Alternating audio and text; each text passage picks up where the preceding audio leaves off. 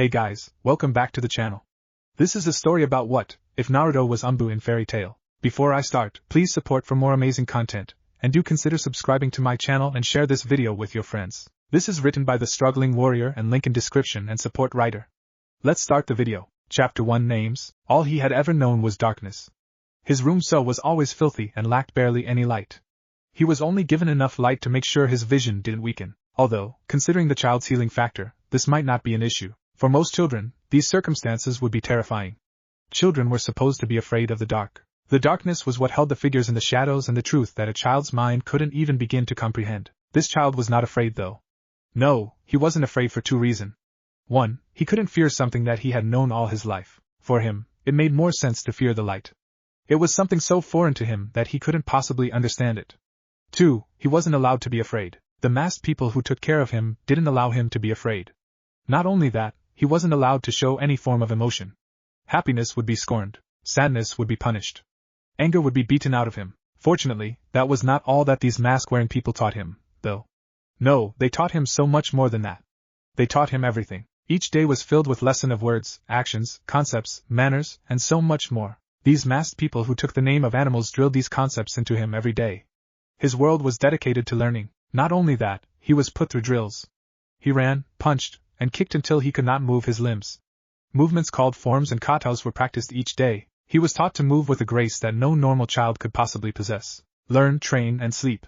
That was his life. Until today, that is. No, today he was brought before a new man. This man did not wear a mask, but he was wrapped in bandages. The pale blonde child with whiskers looked up to the aging scared man in front of him. Do you know why you're here, child? Danzo stared down at the child. The child continued to stare. You need to speak when your leader addresses you, child. Danzo stated. And no, I do not know why I am here, the child answered simply. You are here, because it is finally time for you to fulfill your role. Danzo explained. Since you were born, you have been raised to be a sword that shall cut down all of Konoha's enemies. A sword is a weapon. The boy did what he knew. He stated facts. It is a sharp blade used in combat. Usually for offensive purposes. Yes, Danzo seemed pleased. You are that. You are Konoha's greatest weapon. Stare. Blink. Stare. From today onward, I will be in charge of your training. I will sharpen you. Make you strong beyond reason. Danzo explained. By the time I'm done with you, nothing will be able to hurt this village again, and it is my purpose, the boy repeated. I am a sword for the village? Yes. Danzo nodded. Tell me, child, what is your name? A name what I am addressed by, the boy thought for a moment. Monster, Jinchuriki, demon, spawn, weapon, and now sword. I see, Danzo stated. From today onward you are Kitsune. Kitsune, that is my name? Kitsune questioned. From now on, yes. Danzo turned. Now come.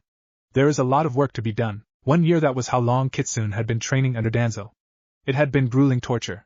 Each day, he was pushed to his breaking point. Knowledge was crammed into his head. Drugs to enhance his body was pumped into him. Physical training pushed him to the point of passing out each day. If it were any one other child, he could have broken long ago. Luckily though, the QB that was sealed inside of him kept healing him. No matter how much the drugs tore apart his body or the training tore his muscles, Kitsune would be healed by merely a single night's rest. He didn't know if it were a blessing or a curse. Each day was worse than the last. There was no end in sight. Part of him wanted to give up, until the day he was finally given a rest. On that day, Danzo led him away from his dark, depressing home. He was led through the base that he had lived in all his life. Then it happened. One moment, he was standing in the dark. Then the next, he was in the light. It was so beautiful. Light filled the forest that they were in. The trees and leaves gleamed. The grass below them swayed in the wind. Kitsune had only read and heard about these things. This was so much different than what he heard. This was life. But what really got to Kitsune was what above them. The wide blue sky was filled with puffy white clouds. The sun shone brightly. It was so vast and wide. It was like freedom. Even as Kitsune continued to follow Danzo through the forest, he continued to observe the sky. It was enamoring. After a while, Danzo stopped. Kitsune stood behind Danzo and waited. The old shinobi looked at the young blonde and spoke. Kitsune, we are now standing above the Hokage monument. Here, all 4 of the Hokages have been carved into stone. I know, Danzo-sama. Kitsune nodded as he looked up at his instructor. I have been instructed about it many times before. Yes, but there is a difference between that and the actual view. Danzo stepped aside and pointed behind him. This is the great village of Konohagakure. Kitsune peered down at the bustling village. The buildings stood tall. The people were moving all around. It was such a different sight than everything that Kitsune was used to. The people he usually saw were silent and dark. This was loud and bright. But that wasn't what interested him right now. No, right now, he was still thinking about the sky. The beautiful sky that spoke of freedom consumed his thoughts right now. While the city below him was beautiful in its own right, it still represented containment, walls, cages, and everything that had ever restricted him. To Kitsune, the feeling of freedom was so much more invigorating. This is what your goal is, Danzo instructed. This is what you are meant to protect. These people. Those buildings. This village. It is your only duty as a shinobi. You will protect this with your dying breath. Yes, Danzo-sama, Kitsune said dutifully. Nevertheless, he didn't agree. While he had been raised and trained for the sole purpose of protecting Konoha, that was not what he wanted. No, Kitsune now had a different inspiration, something that would push him as he went back into the darkness, and was pushed to his breaking point. He wanted to see that sky again. He wanted the feeling that it gave him. He wanted to be free. After his first view of the village and the sky, Kitsune was pushed to train his chakra. He trained to unlock the power inside of him. Each day he learned how to control the vast quantities of energy that was coursing through his veins. Most of the ninjutsu he learned was too difficult for the young boy to do. The only ninjutsu that Kitsune could successfully do at first was the Kagebushin. It was a clone technique that made physical copies of the user.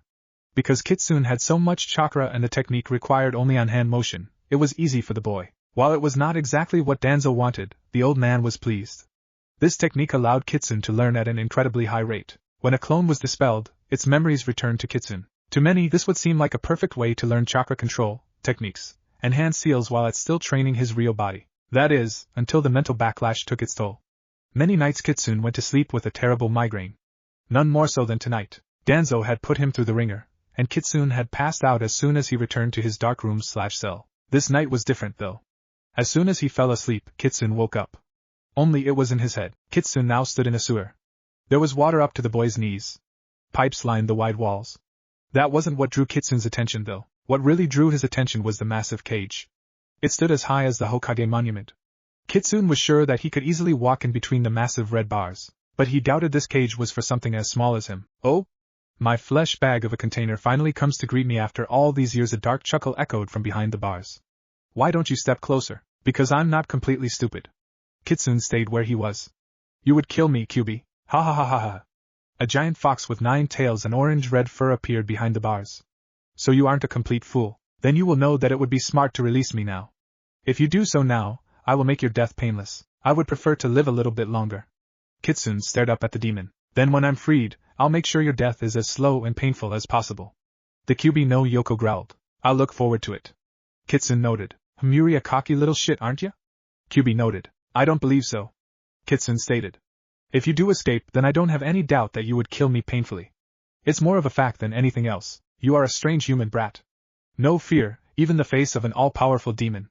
Kyubi's red eyes glared down at the boy. You're the first person to refer to me as a human. Kitsune noted. It's nice. The Kyubi rolled his eyes and laid down his head on his human-like paws. Nice? I ain't nice, kid. You're a bag of bones and water. A human. Something that needs to be exterminated, possibly. Kitsune admitted. My experiences with humans haven't been great, but I've heard that there are upsides. And to be referred to as Onight's relieving. Don't be proud of being a vermin. It's disgusting. Kyubi snorted. What do you want, Ninjan? If you aren't here to free me, then I don't want you around. I do not know how I even got here, although Danzo-sama might be happy, Kitsune mentioned. But I think that I'll be forced to be here until I wake up. Until my body and mind heals. Ungrateful brat. Kyubi roared. It is I that heals you, don't act like it's natural. You may be a tougher than average human, but you are still weak. If it were not for me, you would have died long ago from all the crap that they have been pumping into you. Kitsune paused for a moment. Thank you? What? Thank you for saving my life so many times. Kitsune repeated. I don't particularly want to die, and you are correct. If you were not sealed inside of me, then I would not be alive now. You act like you have something to live for. Kyubi grunted. From what I've seen, you have no purpose or joy in life. Each day is one filled with pain and suffering. I'm healing you for my own purposes, not for you. But I am surprised that you haven't just given up yet. Shinobi endure. Kitsune responded. I am a shinobi, so I endure. Endure your pitiful existence? Kyubi seemed amused. Why? For the sake of your village? No, because I want to be free. Kitsune responded. I want to be like the sky. Untouchable and uncontained. That is a funny thing for my jailer to say. Kyubi glared. To speak of freedom while containing someone else. Fair point, Kitsune nodded. Then I shall find a way to set you free too. That way we both can be free, foolish human. If I'm freed, then you die. Kyubi laughed. It's part of being a Jinchuriki. I will find a way. For my comrade and friend, I will find a way. Kitsune argued. Comrade? Friend? QB roared. I should kill you for saying such things. No human is a friend of mine. Just because I keep you alive doesn't mean we're friends, but it's the closest thing I know to friendship. Kitsune argued. You call me human and treat me like one. It's more than I can say for anyone else, QB-san. Your presence annoys me, QB groaned. I apologize, QB-san. Kitsune obviously didn't feel apologetic. Tisk. QB laid his head on his front hand like paws. You're a strange human, I'll give you that, brat. None of my other containers acted like you. You had containers before me? Kitsune found himself intrigued. Will you tell me more? And why would I want to do that? Because if you don't, I'll just annoy you about it until you give in. Kitsune answered. If you just tell me now, you'll save time and prevent a huge headache. Should I start annoying you now? Fine. QB roared. I'll tell you, annoying brat. But I won't do it a second time, so you better pay attention. Thank you, QB-san. After that night, Kitsune had continued to speak with the QB at night. After he spent the whole day training, he would journey into his mind and talk with the demons sealed in him. It took some coaxing, but slowly, Kitsune got the giant fox to open up somewhat. They spoke of many things. A typical topic was humanity's role in the world. A rarer topic was the QB's vast history. Now those were informative conversations. Kitsune doubted even some of the smartest people in the world knew some of the facts that QB shared after a little prodding. Who knew that there was once a beast called the Jubi and that the Sage of the Six Paths was real? There was one conversation that meant most to the young shinobi, however. My real name is Naruto? Kitsune asked. QB rolled his eyes. What? You really thought your name was Kitsune? How stupid are you? I never thought that, but I never knew. Kitsune. Naruto paused. Who would name their child Fist Cake? QB snorted. That's Kushina for you. She's a weird one. Kushina was your previous container, Naruto realized. And me mother? Yep. And her surname was Uzumaki. Yep. So my name is Uzumaki. Naruto's expression seemed to brighten up. And I wasn't abandoned. My parents, they loved me, right? I guess. They seemed pretty protective of you when I stabbed them with one of my tails. The QB smiled cruelly. Naruto stared at the QB for a moment. I see. Tell me what exactly happened to them, and why the hell would I tell you that? Because you have nothing better to do. Naruto answered. Damn, Gaki, I may hate you, but you make some excellent arguments. QB sighed. Alright, it happened like this. Some masked wannabe Madara attacked right after you were born. Years began to pass. Many interesting things happened to Naruto as he continued his training and began to take missions. Most missions involved violently killing people. It wasn't like Naruto cared about killing people. He was told that killing Konoha's enemies was a good thing. The sight of a corpse never bothered Naruto. There were limits, however. One of Naruto's first missions involved merely watching and observing from the shadows. This was a rather simple task for a boy that was trained his entire life in the art of stealth. Watching what happened was the difficult part, the Uchiha massacre. Danzo had tasked Naruto/Kitsune with the task of observing Itachi as he worked and to make sure that everything went well. So, Naruto watched, and he instantly regretted it. There were so many bodies. Men, women, and children were all killed. No one was spared, except for Itachi's brother. Uchiha Sasuke was allowed to live. Itachi instructed Sasuke to live on and to hate Itachi. Naruto instantly thought that was odd, considering that everything Naruto was taught told Naruto that emotions were useless. How could hate give anyone power? Considering who helped Itachi, however, Naruto could kind of understand. That man fake Madara, according to the QB, assisted Itachi in his endeavor. Naruto couldn't even begin to understand the ping in his chest. Was it sadness? Anger? Hate? Naruto didn't know, but it was something. But Naruto did know that these emotions were the weakness of shinobi. Hating a man that killed his parents wouldn't help Naruto in the slightest. So, he let whatever he felt go.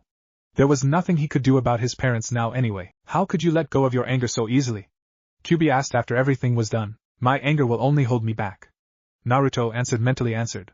Like all emotions, anger is a weakness. I will not let myself be held back by such weaknesses. You know what, Gaki? I think I'm beginning to like you. Another mission that really stood out in Naruto's mind. Well, actually, the simple assassination mission did not stand out at all. It was more of what happened after the mission that Naruto really remembered. After all, it wasn't all the time that one of the Sannin defeated you by trapping you under a toad. Naruto didn't make a sound. Despite his humiliating defeat and the many bruises and cuts from the short and completely one-sided battle, Naruto still ignored the pain. He had felt far worse. I'm surprised. Not many 10-year-olds can give me that much trouble. The unscathed Jiraiya noted with a smile. The large man with long white spiky hair seemed impressed even if Naruto never stood a chance. I'm not a normal child, Kitsune answered. Jiraiya ripped off Naruto's fox mask. Let's get that off. I hate talking to people wearing these. What do you want? Are you here to kill me? Naruto questioned as he looked up at the toad sage. What? Nah. Danzo must have really messed with your head, brat. Jiraiya noted. I just wanted to talk. And we couldn't do that in Konoha instead of you ambushing me in a forest? Naruto questioned. You and I both know that Danzo would never let that fly. Jiraiya answered as he sat down next to Naruto's head. The boy was still trapped under the large toad and wouldn't be moving any time soon. Yes, Danzo-sama would probably disapprove of my involvement with you unless it involved training, Naruto stated. Training, that's all he has you do. Jiraiya frowned. I've heard about everything you've gone through. That type of treatment, the hardcore training, the body-enhancing drugs, the missions that would cause even hardened shinobi to crack. No person should go through that, especially a child. I am Konoha's sword. Naruto answered. My suffering will bring happiness and safety to the entire village. Mathematically, what Danzo-sama has done is correct. The needs of the many outweigh the needs of one simple child. Do the ends justify the means? Jiraiya retorted. I've done some pretty shitty stuff in my lifetime, but I have never abused a child like this. Hell, I don't think most shinobi villages, except maybe Kiri, has put a child through what you went through. Can you argue with the results? Naruto responded. A 10-year-old was able to fight off a Sannin for a short time. Kid, I was holding back. A lot. But yes, you are very impressive. Jiraiya nodded. Most Chunin would have troubles with you, I'll give you that. Your Taijutsu and Ninjutsu are incredibly impressive, and I don't think that Genjutsu will work on you too. That's thanks to the Kyuubi, Naruto thought, but Jiraiya frowned. To let this happen to a child, it shows just how bad our world is when the government allows this. I have seen and heard what the other Jinchuriki are like. Naruto argued. They are either insane or monstrous. I would have suffered the same fate if it was not for Danzo-sama. You really don't hate Danzo? I may have went through pure hell, but I would prefer this hell compared to the hell of complete isolation that would have occurred otherwise. Naruto mentioned. At least now I'm strong. Kamahi's brainwashed you good, Jiraiya muttered. What do you want, Jiraiya-sama? Naruto asked. If you don't want to kill me, then you must want something else. Yeah, I wanted to offer you another option, but it appears that it might already be too late for you, Jiraiya mumbled. Then this has nothing to do with the fact that you're my godfather? Naruto questioned. What? How did you? Danzo-sama told me the truth about everything, although I already knew about my parents. He didn't want me to abandon Konoha because I felt betrayed, so he told me the whole truth up front. Naruto explained. I know everything. How my parents died in the Kyuubi attack. How he was sealed into me. How you abandoned me to go peep on women. And how the Hokage was forced to give me to him to appease the masses and the council. Aizi, say what you want, but Danzo-sama has never lied to me. Yeah, he just deluded you with his version of the truth. Jiraiya argued. I have an information network to keep up. If that fails, then Konoha will be in danger. Then you sacrifice me for the good of the village as well. How are you different from Danzo-sama in that regard? Jiraiya was silent. I thought so. Naruto closed his eyes. Now will you please let me go? I need to meet my squad soon, and they will come looking if I'm late. Alright, Gaki. Jiraiya released Naruto. I guess there's nothing I can do that will convince you to be my apprentice now. No. Naruto looked up to the sky. That would merely be trading one pair of shackles for another. I want more. What do you mean? It means that while I don't hate Danzo-sama, I have no love for him either. Naruto responded. If he would die tomorrow, I would feel nothing. I see, but that does not mean that I will ever travel with you. Naruto stated. You made your choice 10 years ago. You decided that you want nothing to do with me, so I am deciding to do the same with you. I thought so, the Toad Sage sighed. Booty would like to make a request. From godson to godfather. What is it? I will be pleased to have a picture of my parents. Naruto mentioned as he stood. Despite his view of emotions as a weakness, Naruto still liked to think about his parents. Part of him wondered what his life would have been like if they lived. No. He couldn't live in what could have been. Still wanted a picture. It would be proof that at least someone had cared for him at some point in his life. Okay, I can do that. Why didn't you accept the old man's offer? Kyuubi questioned after Naruto fell asleep that night. Because he merely gave the illusion of freedom. Naruto answered up to the large beast. I would still be chained to Konoha. If I traveled with him, I would be only fooling myself into thinking that I was free. I would rather live in truth than hold on to an illusion. And his abandoning of you didn't influence your decision? Kyuubi questioned. Possibly. Naruto answered. As I said, he already had his chance for me to travel with him. But I am sincere about what I said. I refuse to be deluded from the truth. Most humans would gladly live a lie if it makes them happy. The giant fox answered. Well, I'm not most humans. Naruto responded. Once again, excellent argument, the Kyuubi chuckled. Thank you, Kyuubi. Naruto paused. You know, you never told me your real name. You once mentioned that Kyuubi is merely a title, yet you refuse to give me your name, as if a worthless human is worthy of knowing my name. Kyuubi rolled his eyes. Then I will have to prove my worth. Naruto mentioned nonchalantly. Perhaps when I figure out how to free you without killing me, then you will tell me your name. Bah, I don't even care anymore. Kyuubi looked away. If you release me, then the humans will just keep hounding me and trying to seal me up in a less amusing human. I'm fine with staying with you for now. Besides, you'd die if you didn't have me around to save your ass. So you do care about me? Naruto gave the smallest of smiles. Shut up. The only reason I tolerate you is because you amuse me. There's no other reason. I care about you as well, Kyubi-san. Naruto nodded at the beast. Kurama. The Kyubi spoke again. My name is Kurama, and don't add this stupid san thing. I hate hearing that from you. I see. Naruto closed his eyes contently. It's nice to meet you, Kurama. There was one more mission that stood out. It was different from everything Naruto had ever experienced. He couldn't really explain it, but it changed his short life, because it was his last mission as a Konoha shinobi. Hello? A woman's voice spoke to Naruto as he moved through the street of a harbor village. The voice was chilling. It felt like a cool breeze had washed over him. The boy in anbu armor paused on his trek to the meeting place of his squad. He turned to see a beautiful woman sitting on a chair in front of a store. The woman had long light blue hair that fell down to her back like silk. Her face was that of an angel. The woman's skin was flawless, her lips were full and pouty, and her cold blue eyes bore into him. Do I know you? Naruto questioned. No, not yet, although I probably do seem familiar. I know you for sure, though, Naruto-kun. The woman smiled. Her beautiful dark blue dress hugged her curves and showed a figure that most women would kill for. Some part of Naruto had to question why no one was paying attention to her. Most men would be drooling over this gorgeous woman. Naruto froze. How do you know my name? I know a lot of things, Naruto-kun. The woman smiled. I know about you, and your deepest desire. My desire? Yes, you want freedom. The woman's eyes seemed to light up a little. The shackles of your village fill you with disgust. That's why you stare at the sky. You wish to reach for the sky and be one with it. You want to have complete freedom. How? Why, you told me, Naruto-kun. The woman gestured for him to come closer. Naruto couldn't resist moving to the beautiful woman. Each silent prayer and unspoken dream told me of your deepest desire. I heard it all, and I found it all to be so beautiful. I have never heard someone speak with such passion about the sky. I have never heard anyone want to be one with the sky like you. I have never been so moved by the words of a man. The woman extended her arm and caressed his cheeks. I don't understand. Of course you don't. The woman laughed gently. I'm sorry I haven't explained anything. You see, my name is Azura, and I want to make you an offer. Naruto stared at the beautiful woman. He suddenly realized where he saw Hira. At least he realized how this woman made him feel. It felt like freedom. What is it? I want you to be my chosen. Azura smiled gently. You have a cold exterior, but a hidden passion so great that it could burn the sun. You have an affinity to the wind that no one else could possibly understand. You're perfect for this.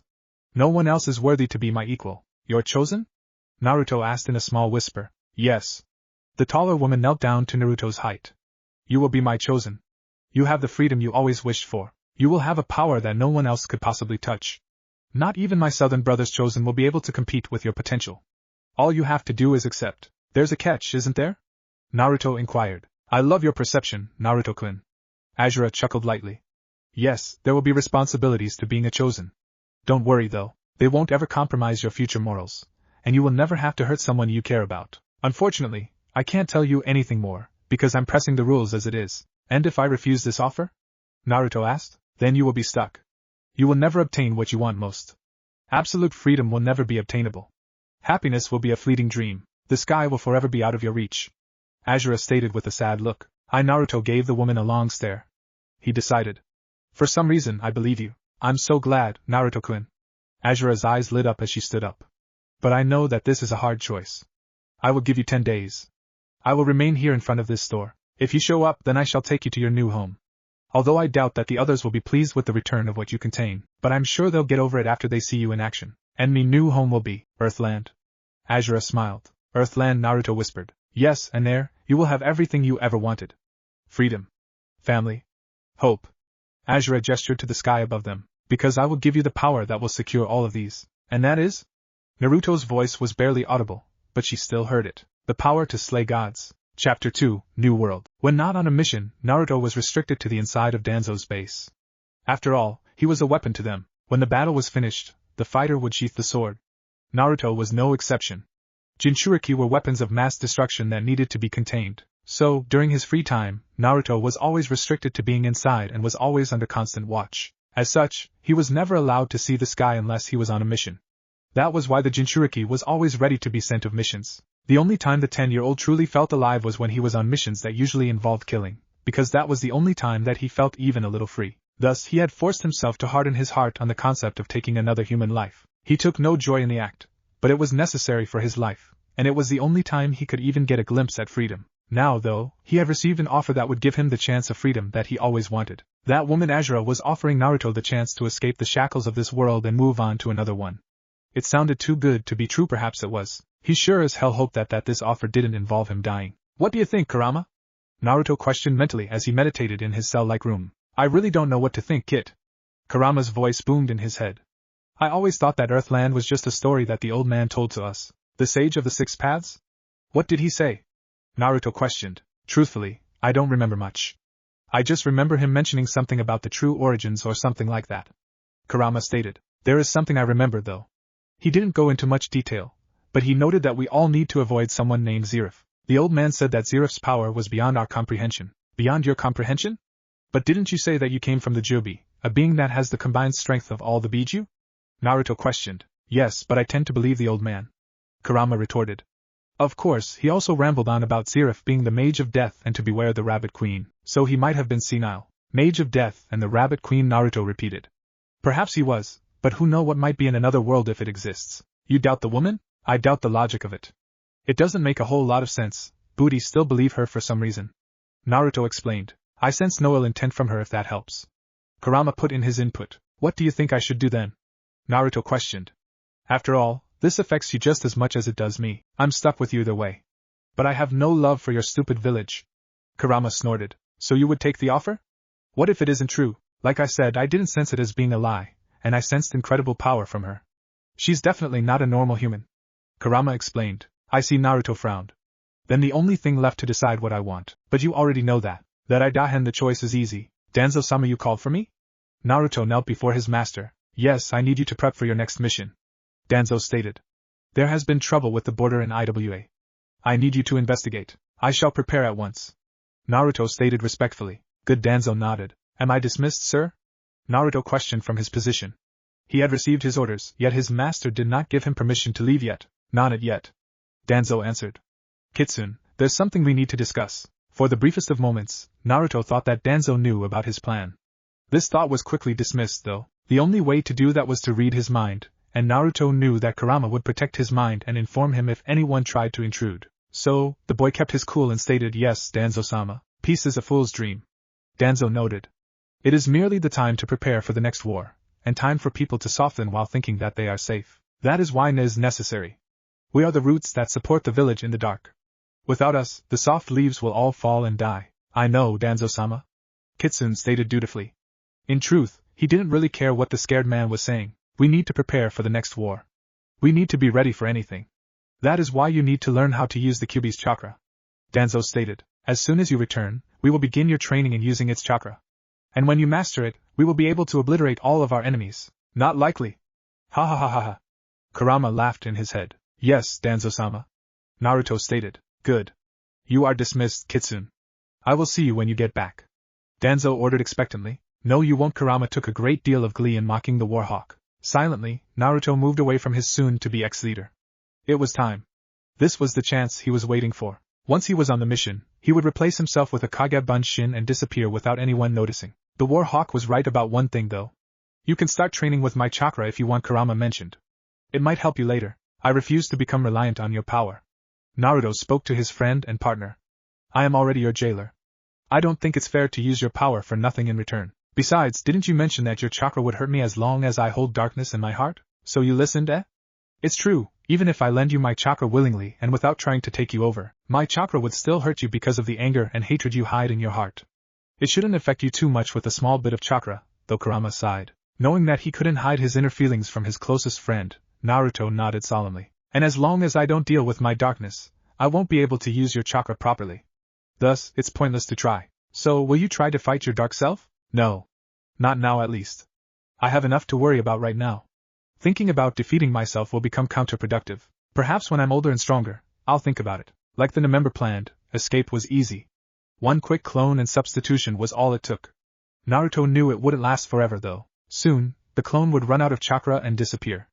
After that happened, his squad members would either immediately come looking for him, or report to Danzo. Neither of those things were ideal, but by then, he should be gone, so it was fine. You came. Azura clapped her hands together in glee. I did. Naruto bowed before the woman. Please take me to Earthland. Please give me the power you spoke of. Oh, you, Azura giggled. Stand, my chosen. I don't need to bow before me. Forgive me, Azura-sama. Naruto stood. The woman giggled again. No need to be so formal. Call me Azura-chan. Okay, Azura-chan. Naruto nodded. Excellent. Azura gave him a beautiful smile. Now come. It's time to go. The stunning woman led the young shinobi into the store behind her. Except, it wasn't a store. The building was completely empty except for the strange symbols and seals on the floor, walls, and ceiling. What is this? Naruto questioned and looked around the room. There is a bit of a complication while transporting you to a new world. Azura explained as she stepped into the center of the room. It has to do with what you contain, who I contain. His name is Kurama. Naruto argued. Of course. She smiled. But what does he have to do with anything? Naruto questioned. He is one of 9. Azura began. 9 pieces of 10 that are connected. They cannot be separated by world barriers. If they are, the barrier will begin to degrade. Thus, they must all remain on one side of the barrier in order to prevent the worlds from collapsing into each other. That sounds complicated. Naruto was lost. It is. Azura chuckled. I'll just say this. If the 9 Biju are separated in different worlds, bad things will happen. As such, I will need to transfer all of you to Earthland. Luckily, all I need is one piece to move all of you. Wait, all the Jinchuriki will be sent to the new world? Naruto's eyes widened. That could end badly. Kurama mentioned from the boy's mind. If this new world may be thrown into chaos under the new power of the Jinchuriki. Yes, all of you must be moved. Azura nodded. But it's not like most of you don't desire the possibility for a new start. True, but, besides, I have discussed it with my remaining siblings. Azura smiled. They agreed that this may be for the best. I may very well prevent the resurrection of her. Excuse me? Naruto questioned. Never mind. Azura shook her head. Just talking to myself. Is there no way for just me to go? Naruto questioned. No. Kurama cannot be removed from you without killing you, and the barrier cannot hold if only you are sent. Azura sighed. This is the only way. This the risk and price you must take to be free. This world will be thrown into chaos. Naruto mentioned. The threat of the Jinchuriki running wild is one of the reasons that the villages have tried to avoid war. If they all disappear, everyone will panic and accuse each other of stealing them. Another great shinobi war may very well start. That is very likely. Azura shrugged. Like I said though, that is the price for freedom. Okay. Naruto sighed.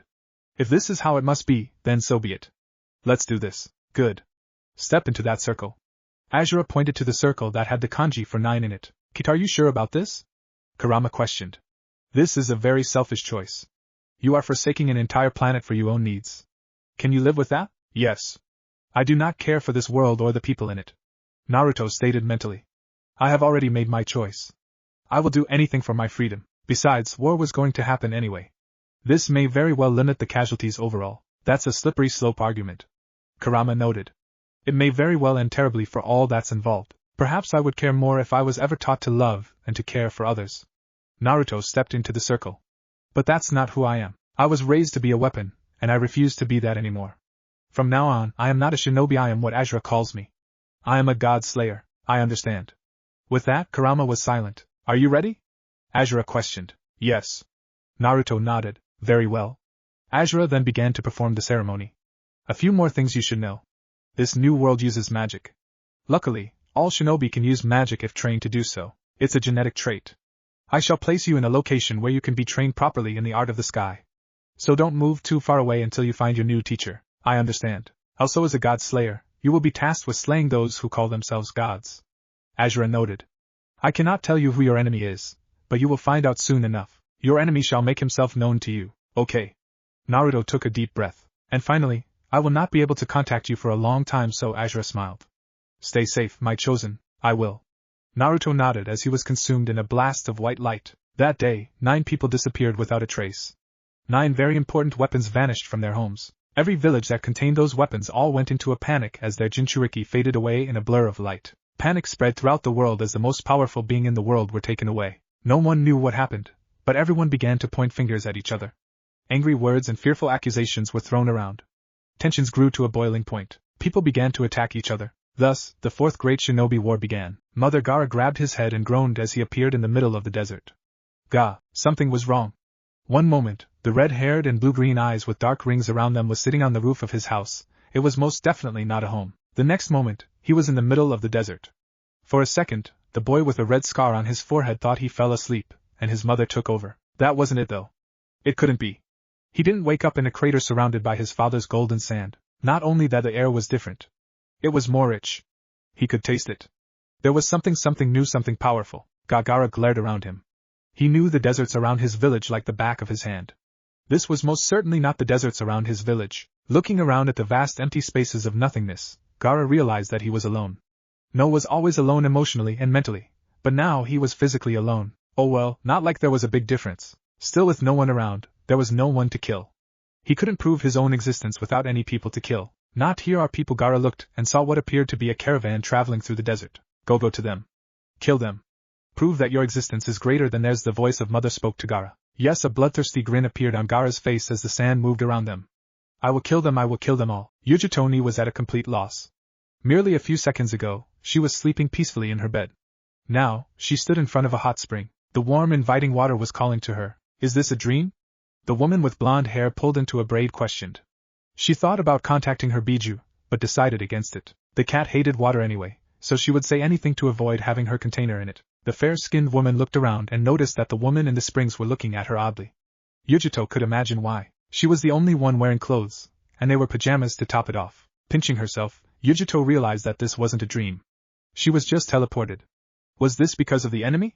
But why would an enemy would teleport her here? Because of her demon. Yujito always had a good sense of potential danger. There was none around here. She was completely safe for now. So what happened? Brat. Are you just going to stand there, or are you going to jump in? Do it, or I'll make you spin. An old woman with her gray hair pulled up into a large bun yelled as she twirled her fingers. Ere Yujito blinked. Nodding, she began to remove her clothes. For some odd reason, she felt the need to obey the strange old woman. Okay, what the hell happened? Yugura questioned as he stood on the edge of a cliff overlooking the ocean. He didn't remember anything. Everything that occurred in the last couple of years were a complete blur. No, he remembered a man in a mask with a single red eye. The Sharinganate controlled him. He committed atrocities and started a civil war because of that man. Damn the Uchiha, the man with gray hair and pink eyes knew that he would have to deal with that later though. First, he had to figure out where he was. He did not recognize any of the landmarks around him. The man who looked more like a boy needed to find a map or something. Hey, little boy. Be careful while standing by the cliff. You might fall off. Who are you calling a little boy? I am a fully grown man. I have armpit hair and everything. Yugura ranted while scratching the scar below his right eye. Yeah, whatever you say, kid. The woman that was talking to him had short black hair, was wearing a large trench coat that hid most of her body, and was extremely tall. I'd believe it when I see it. How old are you really? 10? You picking a fight, girl? Yugura growled as the water below the cliff began to churn and swish around. Wait. The woman grinned. The earth below them began to bleed black and began to rumble. Only if you can give me a good time though, Gaki. All hail the Rabbit Queen. All hail the Rabbit Queen. All hail the Rabbit Queen. Yo, what's going on? The aging man with red hair pulled back into a ponytail asked. We're worshipping the mighty Rabbit Queen.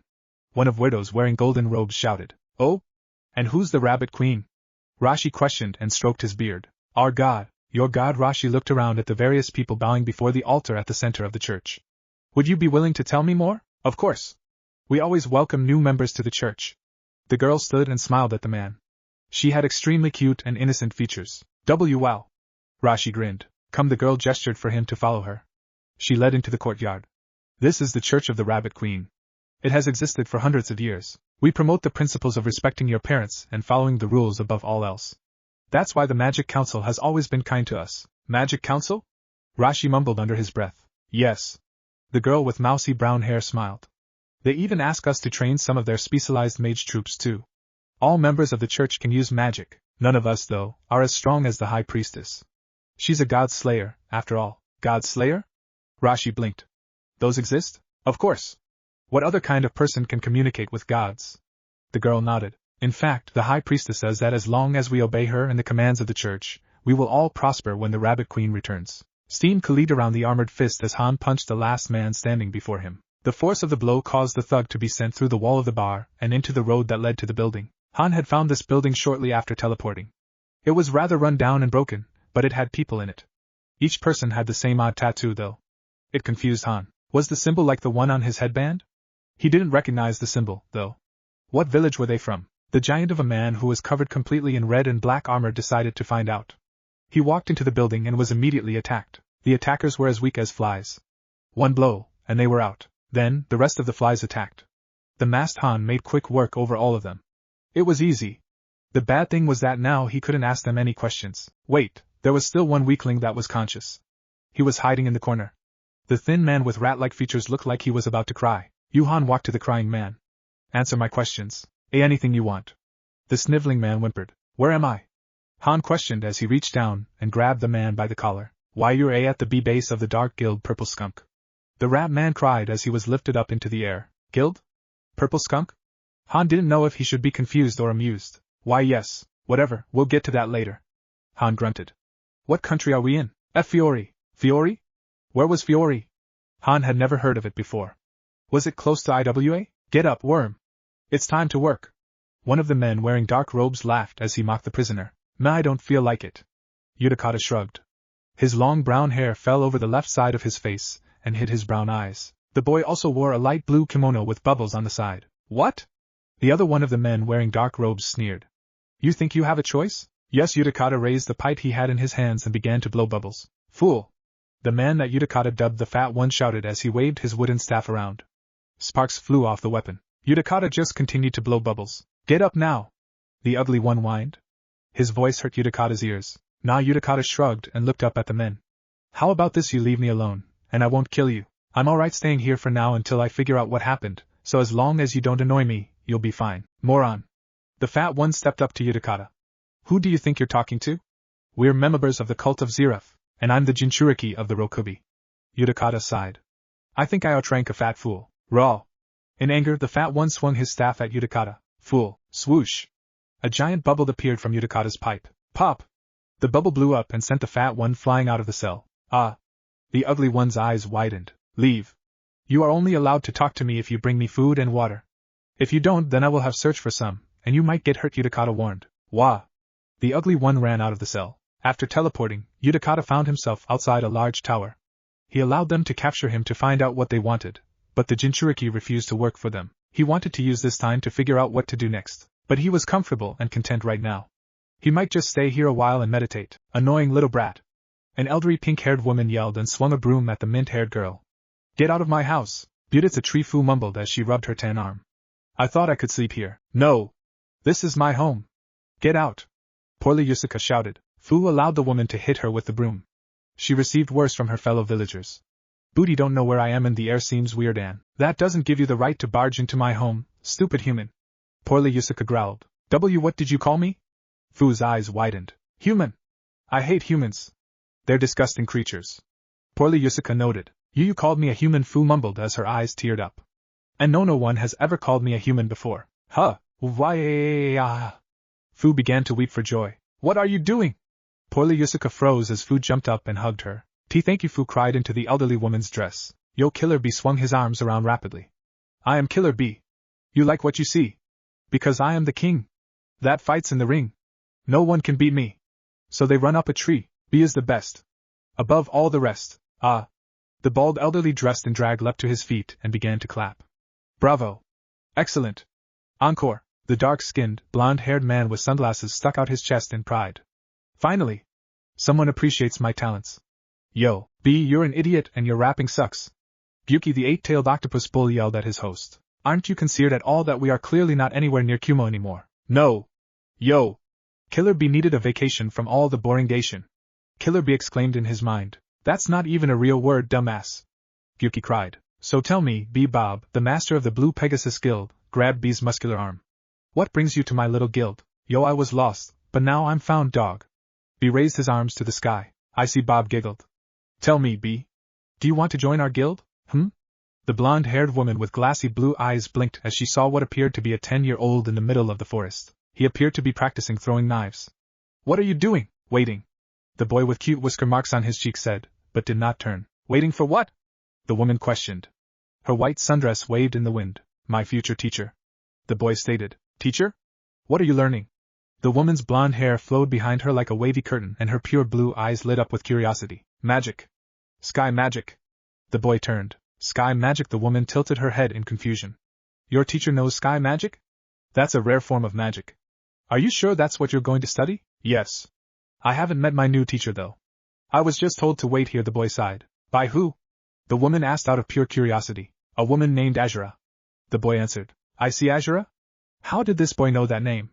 It was a name that appeared in only the most advanced sky magic books. Not even the Magic Council, who made it their business to know everything, would have a clue of what that name stood for. And this woman Azura, did she tell you to wait here for your teacher? She said that I need to learn that magic in order to reach my dream.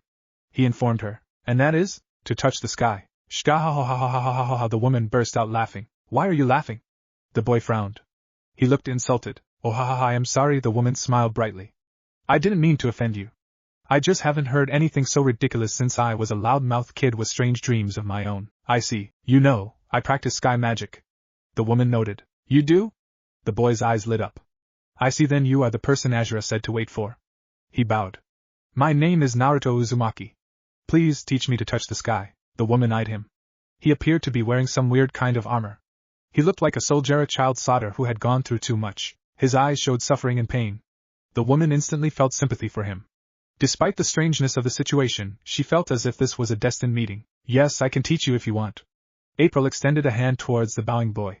She appeared to have a strange orange tattoo on the back of her hand. My name is April Kazan, ex-mage of Fairy Tail. Chapter 3, Adjusting. Year, X775. You know, I've been thinking, Kurama mentioned to his only companion. Is that so? It was obvious that Naruto didn't care. What else is new? Let me guess, it's about Azura? Yeah.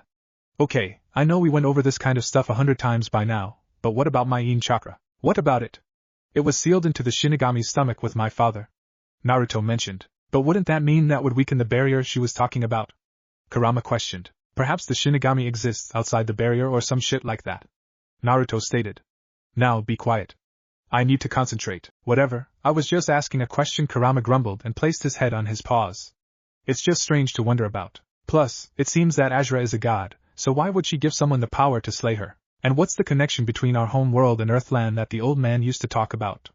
And, Naruto ignored his partner and focused on the task at hand. He was in a simple examination room that April built into her house. There were shelves of medical books, a cabinets with organized medicine and bandages, and the bed where the patients sit. After a year of training with April, Naruto had learned enough about sky magic to get into the healing aspect of it.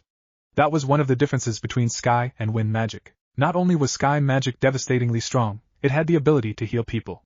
That made it even more useful to everyone but Naruto. Truthfully, he didn't care about healing people, but it was a required part of his training, so he did it. The aging farm sighed as the wounds on his leg healed. Thank you, son. I thought that when the horse threw me off, I wouldn't able to walk for a month. Now I can get my crops ready. Don't mention it. Naruto shrugged. Kazan-sensei could have easily done it, Connor-san. Ha ha ha ha ha ha. True, but at least with you I don't have to deal with a tongue lashing. In fact, I don't think it would kill you to talk a little bit more, Naruto, Connor mentioned. I get that a lot. Naruto gave a small chuckle and smiled at the man he knew for a year. I managed to heal most of it. Your leg should be sore for a day or so, but besides that you'll be fine. Good. I can't trust that wishy-washy son of mine to get the job done alone. Connor jumped to his feet. In fact, I'd better be getting back to him. Thanks again, Naruto. You're welcome. Naruto continued to smile as Connor left. Well, there were upsides to being a healer. Receiving thanks was very different than what he was used to in Konoha, but it was nice. You finished? April questioned from the door frame. How was he? His leg was pretty banged up, but besides that, Naruto shrugged. He'll be fine. Did you give him any medicine or instructions? April questioned. Should I have? Naruto returned. The woman sighed. Yes, Naruto. Not everyone is like you. They can't get healed instantly. He'll be fine. Naruto shrugged. Fine, but it's on you if he comes back within a week. April finally noted. And if that happens, I shall come to you on my hands and knees and beg for your forgiveness, Kazan-sensei. Naruto spoke up. Smartass April rolled her eyes. I guess you don't want training today. Naruto got on his hands and knees. Forgive me, Kazan-sensei. I was wrong. Ha ha ha ha ha. The blonde-haired woman laughed. Good to see that your ego is still non-existent. I give you credit though, you're true to your word. I never go back on my word.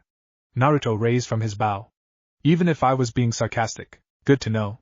That means if I trick you into saying you'll rub my feet, you'll do it? April smirked. Yes, but there is no way you can trick me into saying that. Naruto's eyes narrowed. You underestimate me. Gaara was content for the first time in his life.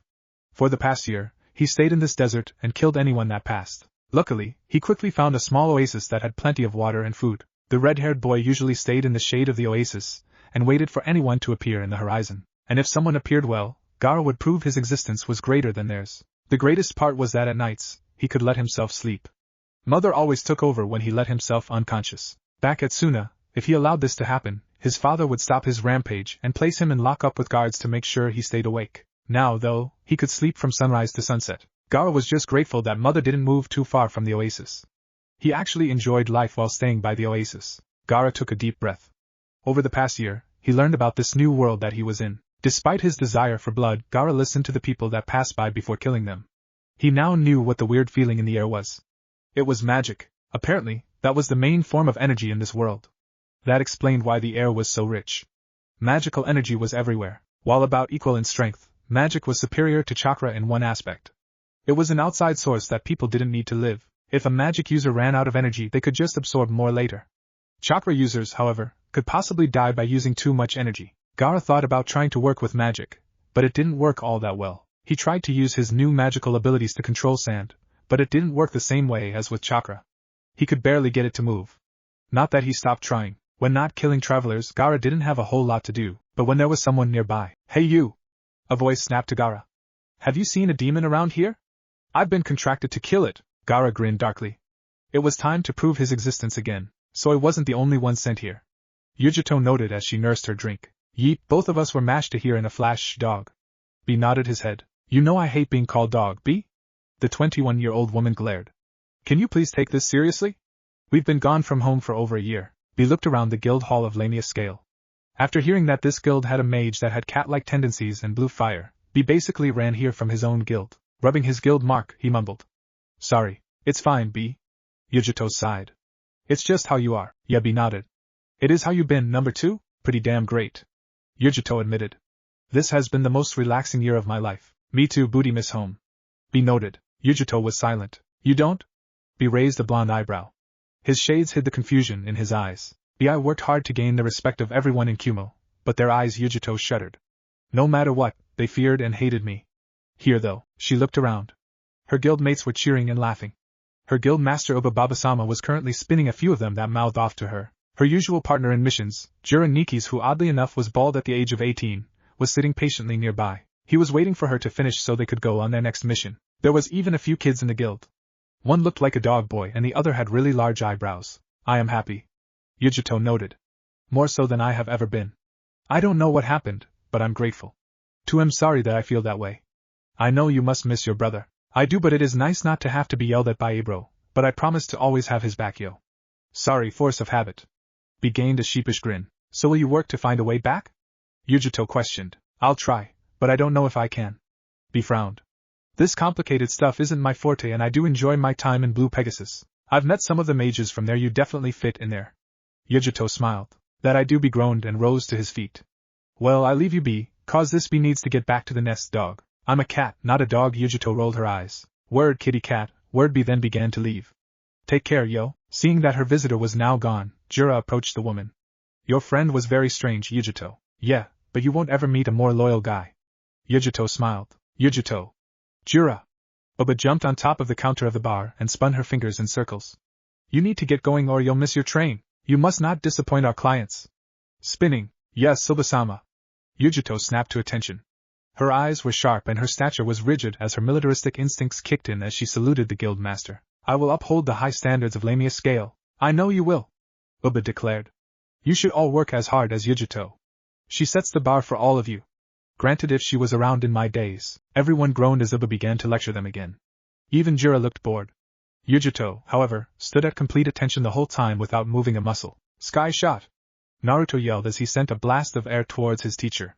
The blast came out of his hand and was strong enough to crack the bark of a tree. April, however, blocked it with ease. "Nice technique, now add more power behind it," April instructed. "Hi!" Naruto rushed forward. He sent a roundhouse kick to her midsection. The wind flew around his leg in a sweeping motion. Sky whip, sky burst. A strong gust of wind blew around April and hurled Naruto back. He still landed on his feet, but his attack didn't even get close to hitting his teacher. Sky spear! Naruto gathered wind around his hands. Then, in a straight vortex of twirling wind, the magic attack flew towards April. Excellent. April actually dodged what had become Naruto's favorite attack. "But you need more speed." Sky Naruto raised his hands together, and was about to bring them down in an arching motion, but he was stopped. "Sky Geyser." April waved her hands. Wind burst from below Naruto's feet. The force sent him flying into the air. Luckily, while the attack was fast, it lacked the power to do any real damage to Naruto. Nevertheless, he tossed away into the nearby forest. He landed through the branches with a crash. "In case you didn't know, I was trying to get you to use support magic." April noted as her apprentice dragged himself out of the trees and back to the clearing that was behind April's simple one-story, blue home. I get it, but it takes time to use support sky magic. Naruto picked twigs out of his hair. Even as I used it to speed myself up, I would be completely open. Then you would have told me not to drop my guard and use the same attack. You know me so well. April sighed in contentment. But if you sped up your incantation, you wouldn't be open so faster. Yes, master. Whatever you say, master. Naruto rolled his eyes. Hey! Don't make fun of me, brat. April stuck her tongue in and pulled her right eyelid down. I'm the mature teacher here, and you're my humble little student that should do everything I say. I'm sorry, did you say something? I was cleaning out my ears. Naruto put his finger in his ear and acted like he was cleaning it up. God, who taught you to be such a brat? April pouted and held her arms under her bust. You and Kurama. Naruto shrugged and then used the foxy smile that Kurama taught him. You're both bad influences on me. Over the course of the time Naruto spent with April, he revealed all his secrets to her. He didn't want her to ever question his motives or past while training him. Oddly enough, she seemed to believe him. Naruto didn't know if she was good at reading people or if she was gullible. Stupid brat, saying I'm a bad influence. April kicked him in the head and then held him down with her foot. What do you say now? You're wearing a sundress, Naruto stated. So, you're standing over me. Cute panties, by the way. Naruto mentioned. Thanks. I thought about wearing my silk ones, but then the red shows through the dress and people can see them. April blinked. Wait till you little pervert. Stop looking up my skirt, then get off of me, Databeo. Naruto exclaimed. He then paused. Wait, ha! April released Naruto and stepped back laughing. I got you to say it again. That's so hilarious. Naruto felt his flush. His sensei had a tendency to do things like this. She was always trying to shake him up by doing weird things like this. He had to admit that it worked. Naruto was coming out of the emotionless tendencies he had before. It also helped that Kurama's constant barrage of sarcastic remarks and mocking of basically everyone has been in his ear for years. He was still the boy that viewed emotions as pointless, but he could understand the upsides a little now. I hate you, Naruto muttered. April knelt down and pinched his cheeks. In the most demeaning voice possible, she stated, I love you too, Naru-chan. What are we even doing? Yagura questioned as he walked with his companion to the train station. We're going to go hunt some monsters. Zien cheered. She was a taller woman than most. Her short hair was pitch black, but her eyes were a warm brown. Her dusty, torn, and old trench coat hid most of her figure, but Yagura knew that she had a very womanly body. Burp, whoa, I think I tasted pickles in that one. When did I have pickles? You stole them from my plate at the restaurant, Yagura sighed. Can't you act like a lady for once? No way. That's boring as hell. Zien laughed and stomped the ground in laughter. Help. An earthquake. We're all going to die. Whoops. Zien stopped her moments and grinned sheepishly. My bad. All the people began to run away screaming. Why do people always do that? Zien sighed with a shrug. I'm a fun person if you get to know me, not get smashed to dust. A lot of my friends and old boyfriends got smashed to dust. But that was before I got my little sidekick. The woman hugged Yagura close. The difference in height caused her to lean down. Her sizable breasts smashed against the top of his head. The ex-Mizuki frowned. I am not your sidekick. We are partners, but people ask me if you're my kid. Zien mentioned. How can I be partners with a little boy? I am not a little boy. I am a fully grown man. I went through puberty. Respect that, damn it. Yagura screamed. I know. Zien smirked. After all, you seem to be enjoying my hug a lot. No comment, Yagura stated, but did nothing to exit the hug. Of course not. Zien exited the hug and looked around the train station. I scared everyone of again. Of course you did. Your laughter causes earthquakes. Your sneezes destroy buildings. And your aura. Yagura paused. It rocks the world. Zien smirked. That is not a proper topic. Yagura stated firmly. Let us move on immediately. You're such a stiff.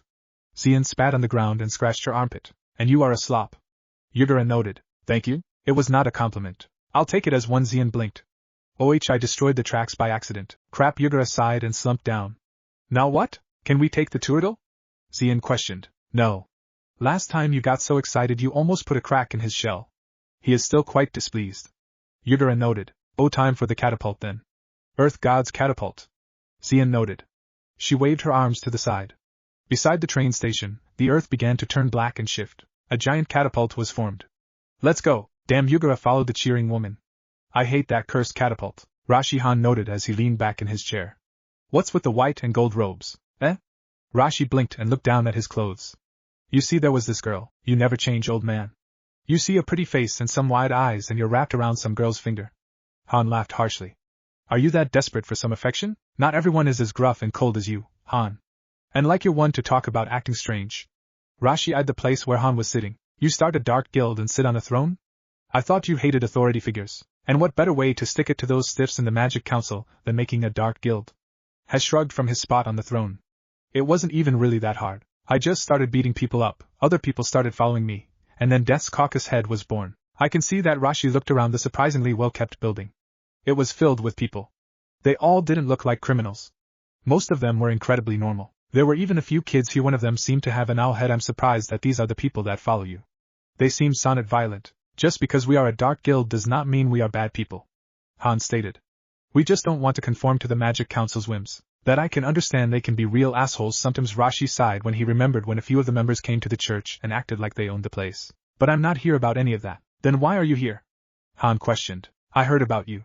The steam bull. Rashi stroked his red beard. From the description, I knew it was you. I came to ask if you knew what happened. How did we end up here? Who cares? Han shrugged. This place is a lot better than home. I don't have to deal with that big-nosed old man and his stupid demands. Why are you even asking? I thought you were retiring anyway. Doesn't it bother you that you and I were teleported to this weird land without even a hint of what happened? Rashi questioned. I spoke with the High Priestess, but I don't want to explain everything just yet, so she can't give a full answer. Han did not care who the priestess was. No, it doesn't bother me. I'm free now. That's all that matters. Don't look a gift horse in the mouth, old man. You complained about IWA even more than I did. Yeah, Rashi rubbed the back of his neck.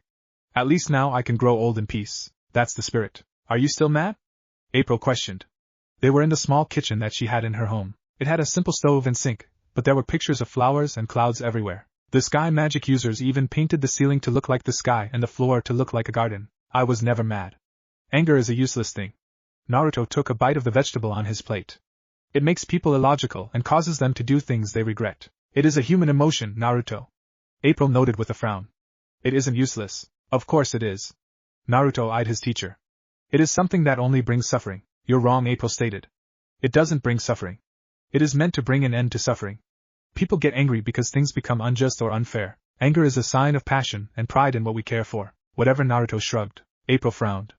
Do not take emotions so lightly, Naruto. They are what make us human. I have never been called human. Naruto rationalized. I was raised as a weapon and am being trained to be a god slayer. And what makes you think I will even give you my notes on Sky God Slayer magic? April questioned. I can't even preform such magic. What makes you think you can? Because I have to in order to fulfill my goal. Naruto stated. Okay, and what makes you think that I will even let you learn if you refuse to accept your emotions? April questioned. Sky God Magus, it's dangerous. In the wrong hands, it could be used to destroy things like a hurricane could. I cannot in good conscience let someone emotionally unstable learn that magic. You think I'm emotionally unstable? Naruto frowned. No, not now, but if you keep bottling up what you feel, you'll crack. And then you will truly do something that you do regret. April noted. You once told me that you refused to feel angry at the man that responsible for your parents' death. That's not a good thing, Naruto. And what was I supposed to do? Get angry at him and get revenge? Naruto questioned. No, you were supposed to grieve. April noted. It's something you refused to do. I can't grieve people I never met. Naruto rationalized. Maybe so, but you can grieve the fact that you never had the life you deserved. April mentioned. But instead, you bury your emotions in your heart instead of dealing with them. That never ends well. You act like I have experience in the matter. Naruto stated. Feeling is not natural for me. I was trained beaten into never feeling, and that's why I spend so much time trying to help you. April explained. Even if it's Smaluri making progress. Today, you were happy to help Connor, and you were flustered by me.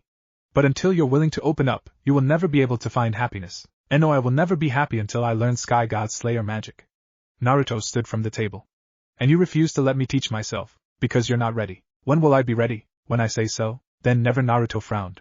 You know I've been ready for a few months, but you continue to keep me from it. Why? Because you're afraid of me leaving you and you being alone? That's not it, Naruto. April glared at him. Is it because you pity me for my past? He frowned. No, now stop. No, I won't. Quit treating me like a child. I was never allowed to be a child, so now shouldn't be any different. Naruto stated. So stop treating me like I'm some kid that you're completely responsible for. I'm not your son. April clenched her fork. Go to your room. Now, as your student, I will obey, but despite what you think, you're not my mother. Naruto walked away. My mother died and abandoned me to a cursed life long ago. The sun is so hot, Utakata mumbled and leaned back in his small boat. I wish it would get cloudy so the sun wouldn't burn so much. To his embarrassment, Utakata stayed at the tower for about a year. It wasn't that he didn't think about leaving. It was just that the tower was nice, dark, damp, and quiet, but the Jinchuriki realized he couldn't stay there forever. While the cultists left him alone out of fear, the slaves glared and yelled at him to do something. He would, but he didn't care about some stupid humans. Plus, he should probably figure what happened to send him there in the first place. It was then that Utakata decided to leave. It was no longer peaceful there for him there, especially with that red-haired girl yelling at him. So, Utakata grabbed a boat and sailed off. He didn't care about what happened to the people there. People never cared about him, so he didn't care about them. The Jinchuriki didn't even feel slightly guilty by leaving. What to do now? Utakata blew bubbles from his pipe. He learned a lot about this world from listening to the cultists. From what they said, it might be smart to find a guild or something. He don't want to work though, he just wanted to relax and not have to deal with stupid crap. Maybe he could just live in a forest instead? Eat the fruit and relax by a waterfall or something. I need to find land, though the brown-haired boy realized. Which way do I go? It suddenly occurred to him that he didn't exactly think things through all that much. But that wasn't anything new. It could be worse, people could be trying to kill him, or he could be back at the village. Those guys back at his home village were depressing. At least now he didn't have to deal with them. I guess I can purify the water and eat the fish, Utakata realized. And the sun won't do too much damage to a Jinchuriki, but it's a pain. He was then covered by shade. Oh? Utakata blinked. That works. Maybe I should complain about things more. Vroom. Huh. Utakata looked up to see a floating ship thing or something. Well, that's new. It is, isn't it? Yep. Pretty impressive. Thank you. I take pride in my mobile guild. Your mobile guild? Utakata turned and blinked at the elderly man with long hair and an eye patch. He was floating over the water. There was no shadow, though, so it was probably an illusion. That's your ship or something? Yes. I've been using it to look for you. The elderly man noted. Looking for me? Utakata tilted his head. Yes, you terrorized the Tower of Heaven with ease for a year. That is very impressive. The man explained. So impressive, that I want you to join my guild. Guild, the teen rubbed his head. I don't know what I have to do. Boring stuff? Not often, no. The old man stated. Alright, I guess. I don't have anything better to do. Utakata shrugged. And what's your name, guild master? Hades. Master of Grimoire Heart. Oba-chan. Fu cried as she ran into the house-shaped tree. I got the plants you wanted. Good, those fairy tale idiots keep hurting themselves, so I need as much supplies as possible. Poorly Yusuka noted from her desk. She was currently making medicine. Then why do you want me to go there, Oba-chan? Fu tilted her head to the side. Because I want you to go away, stupid child. Poorly Yusuka rolled her eyes. Oh, but then who would get the plants for you? Fu questioned. I can get my own plants. Poorly Yusuka snapped. Not as fast as me. Fu bragged. My bugs lead me right to the ones I want. That is true, but it's not worth dealing with you, Poorly Yusuka mentioned with a frown. You always say that, Oba-chan, but I know you put that extra blanket on me last night. Fu beamed at her most precious person. No, I didn't, Poorly Yusuka argued weakly. Yes, you did. Despite what you say, you like me. Fu looked absolutely content at that moment. You're the first person to ever be kind to me, that's why I love Oba-chan. It's sad if I'm the nicest person you ever met. Poorly Yusuka mentioned sadly. You should really go to Fairy Tale. You would be happy there, but then Oba-chan would be lonely. I can't let that happen. Fu stated. I don't get lonely. I hate humans and moved out here to get away from them. Poorly Yusuka argued. I know. But I'm not a human. I'm a Jinchuriki. Fu mentioned. The power of the human sacrifice. Poorly Yusuka remembered when Fu first explained what that was. The tales she heard about what it was like to be a Jinchuriki made her hate humanity even more. How could anyone ever hate an innocent child like that? There are 9 of you, right? Yeah. Tell me, do you think they might have teleported between worlds with you? Poorly Yusuka knew that the girl she was caring for was from a different world. Just like her, except it wasn't Idolos. It was a different world, one that was filled with war and grief. Maybe, but that might end badly. Fu stated. A lot of us are really destructive. I heard that number 9 has the power to shatter mountains and cause tsunamis with a swipe of the tail. I see this worried Poorly Yusuka greatly, but you don't have to worry about that with me. Insect-like wings extended from the girl's back and allowed her to float into the air. Because I'm lucky number 7, with my good luck, I'll make sure nothing bad ever happens to Oba-chan and her guild. Knock. Knock. Knock. Naruto? April's voice sounded behind the door to the Jinchuriki's room. Yes? Naruto answered. He was meditating on the middle of his room. What is it? I need to speak with you. April noted. Then come in, Kazan-sensei. Naruto did not open his eyes. April entered the small room. It did not have a lot in it. A shelf full of sky magic books and a small desk were the only furniture besides the bed. You need to liven up the place, you know that. I can see the sky from the window. That is all I need. Naruto opened his eyes but did not rise from his position. Of course you would say that. April walked over to his bed and sat down. Is that all you care about? Somewhat, yes. There's still Kurama, but besides that, Naruto answered immediately. It was the only comfort I had for a long time. You are still a cold person, Naruto. She gave him a sad look. But you are also observant. What you said was hurtful but true. I have been treating you like a child and you haven't been a child for a long time. That doesn't excuse my rudeness. Naruto bowed his head. Forgive me, Kazan-sensei. I wish you wouldn't call me that, April mentioned sadly. It is the proper thing to call you. Naruto rationalized. Still the blonde woman gained a wistful look. Never mind. You were right. I am holding you back. You have such potential, and I was wrong to try and halt your progress. That's why I'm giving you this. She used a magic called Requip which stored items in a pocket dimension. The item she summoned was an old tomb that seemed to be falling apart. Is that? Naruto eyed the book. Yes. This has all the notes available on Sky God's Slayer magic. I could never get it to work, but I think it takes a certain kind of person to be able to use this magic. April stared at the book. Can I see it? Naruto finally rose and stared at the book. Yes, but only on one condition. April explained. If I give you this book, you must allow me to teach you more than magic. You must let me teach you what it means to be a human. We'll do lessons on emotions. And that is your final offer? Yes. Naruto frowned. April's new lessons seemed pointless, but he needed to learn that magic. It was the only way to get close enough to being like the sky. Fine. I agree. Excellent. April cheered and handed him the book. We'll start tomorrow. Okay. Naruto held the book close to him. You should get some rest then. April walked to the door. I think that tomorrow is going to be a long day. Yeah, it probably will be. Naruto probably wasn't going to sleep, though. He wanted to read this book. Good night, Naruto. I'll see you tomorrow. April stated from the doorframe. Good night, Kazan-sensei. Naruto peered into his book. April paused and looked back. Naruto? Yes? Naruto looked up. What you said about me treating you like my son, you were right. April mentioned. I do think of you as a son, because I never had the chance to have one. Why are you telling me this? Naruto questioned. I don't know. Maybe it's your first lesson. Maybe it's your last. April shrugged. But I want you to think about it for a while, if you say so. Naruto eyed her. Good night, Naruto. With that, she closed the door. Kid? Kurama spoke up. Are you okay? Of course I am. I have my ticket to Sky God's Slayer magic now. Naruto gave a small smirk. That's not what I meant. I know, but I don't want to think about that. Naruto mentioned. Right now, it's time to start my journey to become a God Slayer. That's all that matters. Chapter 4, Humanity. Year, X776. Naruto took deep breaths. He concentrated on the air around him. The air, the wind, and the sky could feel them now. Before it was noticeable, but now he could feel the warm fingers of the sky brush against his cheeks. It was everything he imagined. From his spot on the hill, Naruto reached out. With his eyes still closed in a meditative state, he tried to touch the fingers that danced around him. He couldn't reach them, though. No matter what he did, the hands of the sky seemed to elude his grasp. The Jinchuriki never stopped trying, though. Every day, he reached out and tried to grab the hand of freedom. It never worked, and according to April, it never would. According to his sensei, he was too emotionless to ever have a true understanding of the heavens. After all, it is the sky that brings down the rage of hurricanes. It is the heaves that cry deeply without any regret. It is the bright blue day that allows the joy of the sun to shine its brightest. Damn, Naruto frowned. What am I missing? Humanity, Kit. Kurama spoke. It was your lack of humanity that led me to like you in the first place. You kill without remorse. You refuse to care for any other mortal. You don't allow yourself to feel anything. You refuse to be a human. You are a weapon, a Jinchuriki. That is not who I chose to be. Naruto argued. Maybe not, but it doesn't change who you are. Kurama shrugged. You're a heartless bastard with no care for other people. That's a rude thing to say.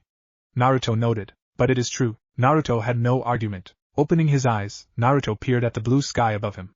From the top of this hill, he had a great view of the sky. Not only that, he could see the town down below and April's house past the edge of the town. It was a beautiful view, and Naruto often came here to meditate. His progress in Sky God Slayer magic was minimal. His sky magic gained a slight black tint to it, but it never had the force behind it that the notes said there should be. It was frustrating to say the least. He could feel it though. Each day, he was getting closer. Naruto! April called from the side of the hill. She had a basket in her hand and a sun hat on her head. The wind moved her pure white sundress and golden hair. This emphasized her feminine figure in ways that most teen boys Naruto's age would find pleasing. Her heart-shaped face shone in the sun. The woman's pure blue eyes sparkled. A beautiful smile graced her lips. In that moment, Naruto thought that she looked truly angelic. I'm going to town to buy some food for dinner. April called. Do you want to come? Sure. Naruto called back and stood. He quickly approached his sensei. What are you planning on making? A dish I haven't made for a while. April mentioned. Oh? Is it that weird puffer fish thing? Naruto questioned. No, it was a dish I ate a long time ago, but haven't made for a while. April noted. It was always my favorite though. Why did you stop eating it though? Naruto questioned. Because I never had a reason to cook it. April began to walk down the hill. What is it? Ramen. Good afternoon, April. Ah. It's the Angle of Trafalgar. It's great to see you again, Kazan-sama. April waved and greeted the townspeople. She was well known, respected, and loved in this town. Her kindness and generosity was well known. The woman always used her sky magic to heal the sick and injured, and she did it for free. Naruto never really understood this, but he didn't question it. It was just part of her weird morality. Besides, it'd have him good practice on using his healing sky magic. He didn't really care for others, but if healing magic could also heal his wounds, so that was an upside. Now, he didn't have to completely rely on Kurama. It's good to see you, April. An elderly woman named Sophia smiled. How have you been? Fine. Been having to deal with this brat, but besides that, April giggled. You're more of a brat than I am, April-sensei. Naruto mentioned. You take that back. April grabbed his whiskered cheek and pulled it. I'm the definition of maturity. Fine, fine. Naruto slapped his hand away. Just don't do that. It's annoying, Dad. Huh? April grinned teasingly, and cupped a hand behind her ear. What was that last bit? Nothing. Naruto looked away. He hated the verbal tick. Apparently he got it from his birth mother. That was just a great trait to get from a woman he never even met for real, if you say so. April did not drop the grin though. Oh, you too. Sophia laughed.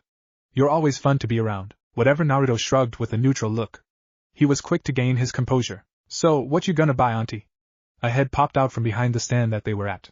She was a brown-haired little girl with a pink bow in her hair. Her green eyes sparkled in mischief. Just some vegetables. April looked at the produce on the stand. Well, pick out whatever you want. After you healed Sora last week, you get everything free today. Sophia stated. Thank you, but that's not necessary. April smiled. I still have plenty of money saved from my days as a mage. Yes, you were a member of Fairy Tail, right? Sophia eyed the guild tattoo on the sky magic user's hand. What made you quit anyway? I decided I needed a change. April answered. But didn't you like it, auntie? Sora walked from out behind the stand. Of course I did. I love all my friends from the guild. April patted the girl's head. There was just too many reminders of the past. Huh? Sora was confused. Forget it, Sora. Naruto spoke up. It's complicated. Okay, Naru and I. Sora beamed up at the boy. Don't call me that. Naruto sighed. But it suits you, Naruto and I.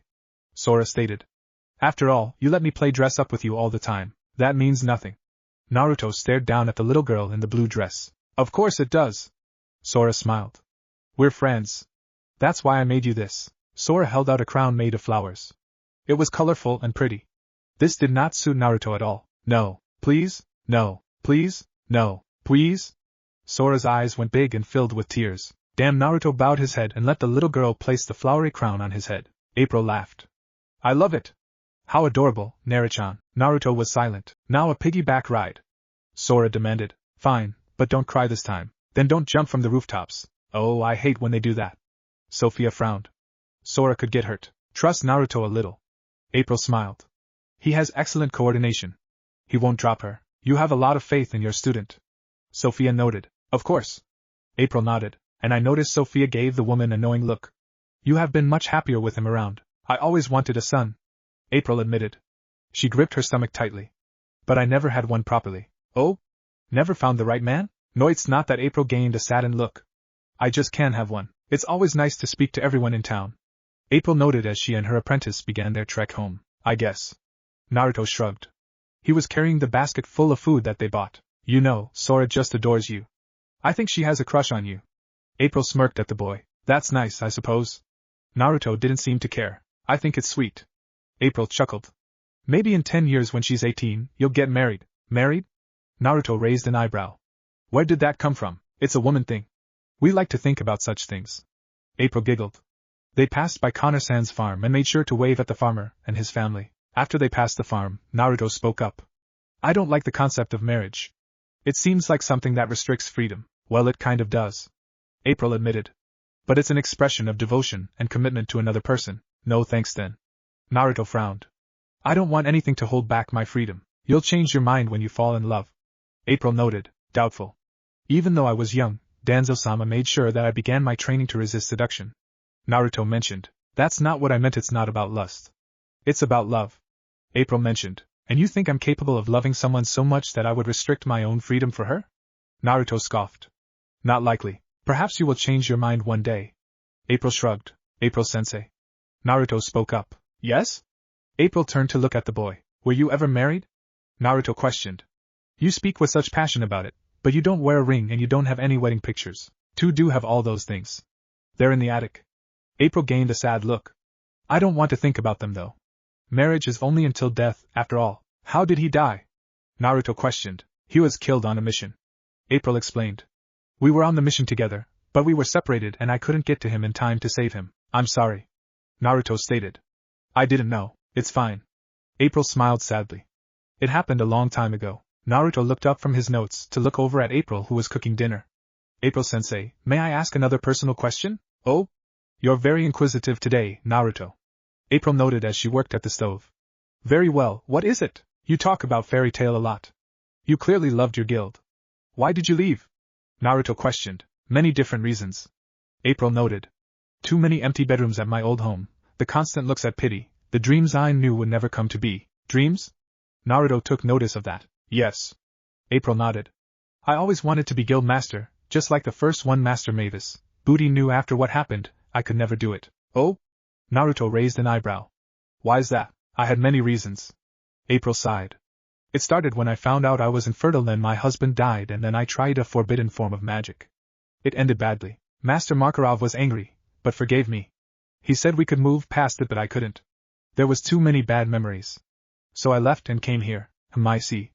Naruto nodded slowly. Aren't you going to ask what forbidden magic I used? April turned to him. She had a sad look on her face. I know I can see that talking about it upsets you. Naruto shrugged. Let's just move on. The woman stared at him for a moment, then began to giggle. Ha ha ha ha, you really have grown. You never used to be sensitive to how I felt. If I annoy or upset you, it will come back and bite me. So, it's better to avoid it altogether.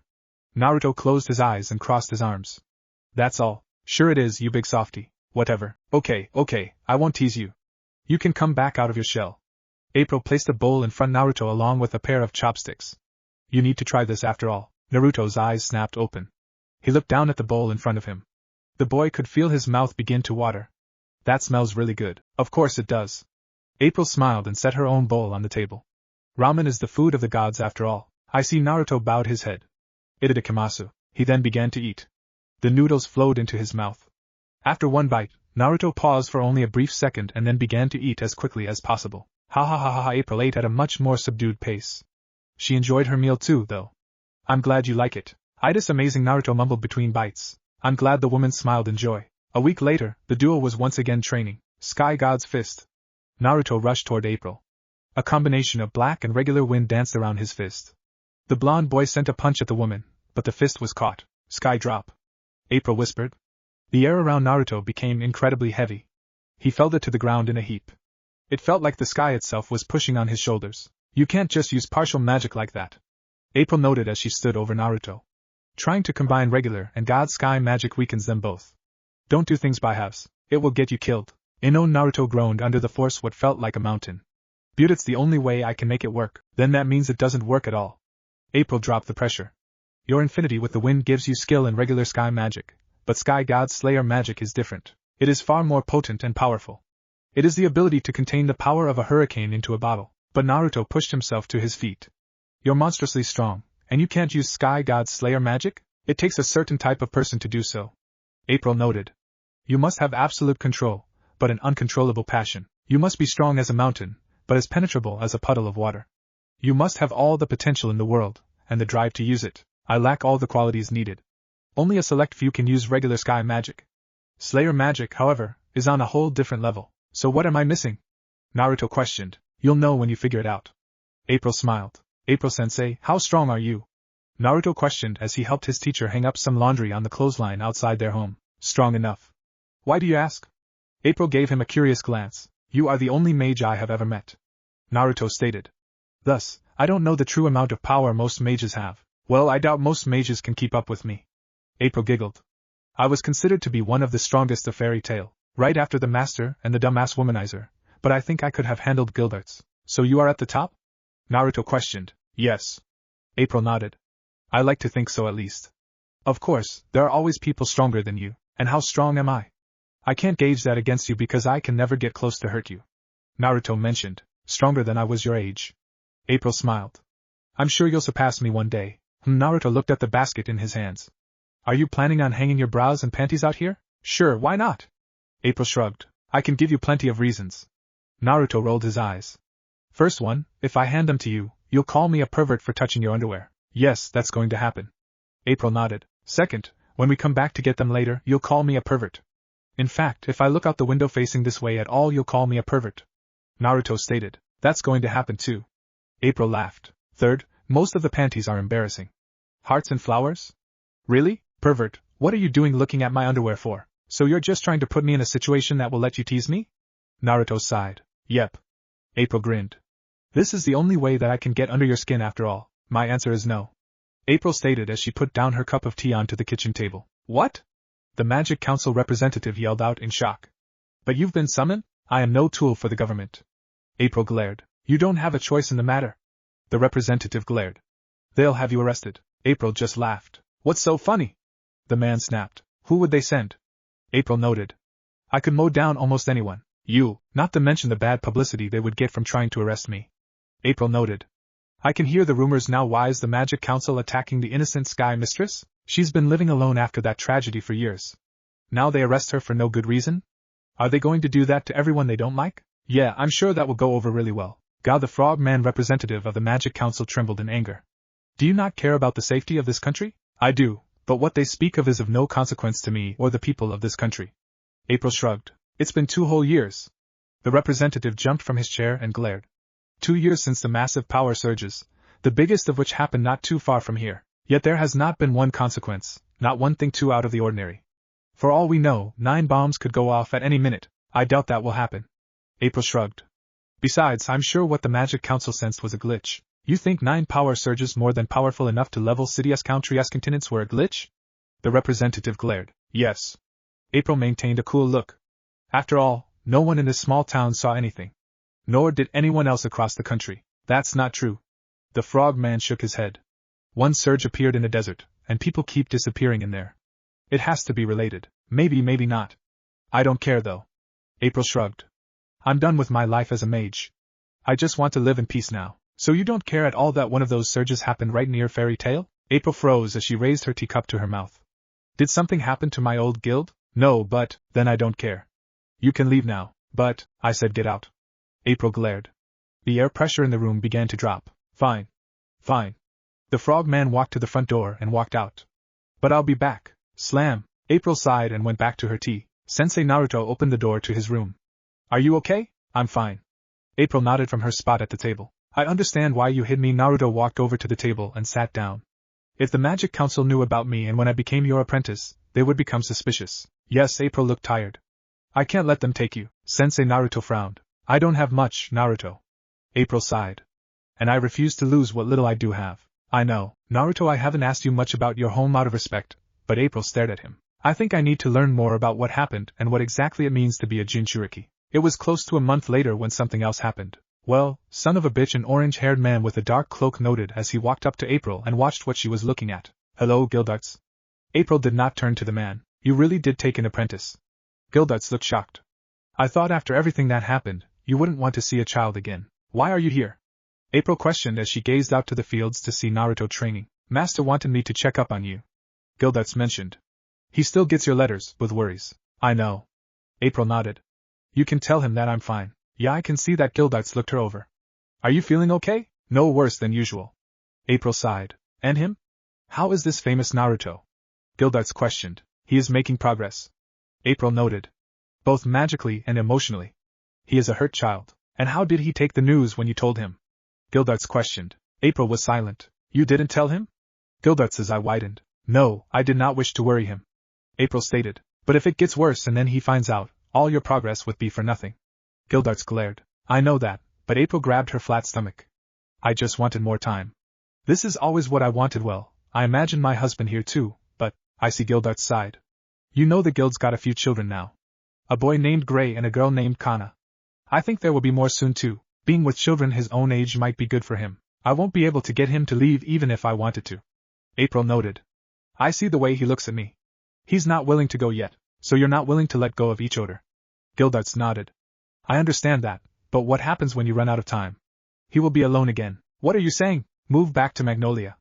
Gildart suggested. We've kept your house in shape. That way, you two can stay with each other, he can build bonds with others, and father can keep an eye on me. April sighed. I wouldn't put it that way. Gildarts rubbed the back of his head. I would. April gained a sad look. I don't know if I can go back though. Too many memories. I get it. Gildarts nodded. I'm just saying, if you really think of him as your son, maybe you should think less about what you want, and what's best for him. After all, it's our job to look out for the next generation. Yes, it is. April nodded slowly. What? Naruto had an alarmed look. I'm very ill, Naruto. April explained from across the kitchen table. I have been ever since I met you, but you never showed any symptoms. You never even coughed or sneezed before. Naruto stated. His voice cracked ever so slightly. I'm a sky magic user. I can heal any of the symptoms. April gained a sad look. But internally I'm dying. Very slowly. I don't know when, but one day I'll go to sleep and I won't wake up. But there has to be a way to help you. Naruto clenched his fists. What disease do you have? It's not a normal disease. It's a consequence of lost forbidden magic. April stated.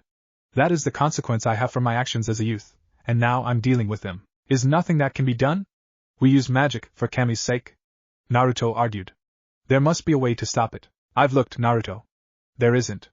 April stated. I accepted my fate a long time ago, but, until recently, that is. April noted. Lately, I've been resentful of my illness because I am not ready to die. I don't want to leave you yet. You don't have to. Naruto stood. I'll heal you. Sky God Slayer magic is one of the most potent healing magics in the world, right? With enough energy, it can heal almost any wound or illness. When I master Sky God Slayer magic, I'll heal you. Naruto, we don't have that kind of time. April stated. Then I'll do it now. Naruto argued. I've been practicing for over a year. I know I can help you. No, you can't, Naruto. April shook her head. You still need practice, and that will take time. At best, I probably have a year. I can do it by then. Naruto reasoned. Perhaps. Perhaps not. April smiled. Either way, we're moving. What? Naruto questioned. We're going to Magnolia. April stated. We're going to live there, and you're going to join Fairy Tail. I don't want to join a guild. Naruto mentioned. I want to stay here and live in peace. I do too, but this is for the best. April took a shaky breath. That way, you can have friends around you when I pass. No, you won't. Naruto actually roared. I won't let that happen. I promise you I'll heal you. That's a promise of a lifetime, Naruto. April felt tears in her eyes. I won't lose you. Naruto walked over to her. He reached out slowly and grabbed his shoulders awkwardly. I'll go with you to Magnolia, but you have to keep fighting because I will heal you. April pulled him into a hug. Thank you? Don't mention it. Kid, you know you suck at healing. Kurama noted a few days later. They hadn't moved yet. They were still packing and prepping for the trip. It was late now, but Naruto wasn't at home. He was on his usual hill that overlooked everything. How do you plan to get good enough at it to heal an incurable disease? I practice and train my ass off. Naruto mentioned. It doesn't matter how long it takes or how much work I have to put into it. I won't lose her. You really care for her, huh? Kurama questioned. I do. You're different now. Kurama laughed. Actually caring about someone. I never thought I would see the day. I suppose even I am human. Naruto argued. I suppose you are. I don't know if I should be relieved or disappointed. Kurama stated. But you're still pretty much a heartless bastard to everyone else, so it's a small change. Not like you're going around screaming about the power of love, or some hippie shit like that. No, it's not. Naruto nodded. He paused and looked up from his book. He smelled smoke. Down below in town, he saw a dull blaze that slowly began to grow. As this happened, smoke rose from the burning buildings. What happened? Naruto questioned as he jumped to his feet. There. A boy. Grab him. Naruto heard a voice yell. He'll be a good slave. For the cult of Zeref and the return of our master. Naruto saw a group of robed individuals running at him. They all had weapons and creepy looks on their faces. Sky drill. A tornado appeared around the group of men. The cultists were sent flying away into the forest. Naruto, April-sensei, what's happening? Naruto questioned as he ran up to his teacher at the bottom of the hill. These cultists are attacking the town. April noted. Why? Naruto asked. They're gathering slaves. April stated. I've heard of these guys. They raid town and take people as slaves. No one knows why, but they leave destruction in their wake. We need to stop them.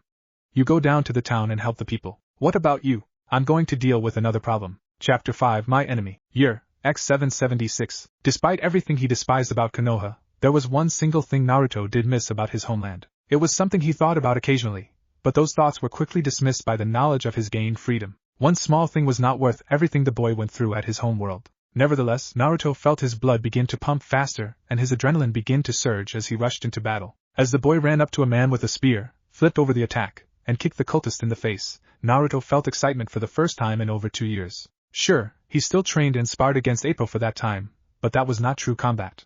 This was real fighting, and Naruto was a natural at it. It was like riding a bike. He couldn't forget even if he wanted to. Even outnumbered, his trained body ducked and weaved out of the way of swinging spears and deadly blasts of magic. Through all of this, Naruto allowed the smallest of smiles grace his face. He felt at ease and at home. This was his element. Sky shot. Naruto sent a blast of air that hit a cultist in the chest. This caused the man to go flying back. He landed into a wall and crumbled to the ground unconscious. The town was burning. Fires were spreading everywhere. Bleeding unconscious bodies and bleeding corpses were spread across the ground. Some of them were the townspeople. Some of them were cultists defeated by Naruto. To almost every other 12-year-old this would be devastating. There was so much blood. So many different people were injured, dying, or dead. Any normal human being would be feeling physically ill at this point. Naruto was still smiling lightly. This was his element. Naruto was raised in the art of war. Before he came to this world, the blonde was trained to be a soldier his entire life. Through constant training, beatings, and missions, he had long since hardened to this kind of carnage. It was part of who he was. This was what he was raised to live with. Even though these were people Naruto had known for 2 years, he didn't so much as flinch at their wounds and deaths. That lady over there crying in the corner once had Naruto heal her sick dog.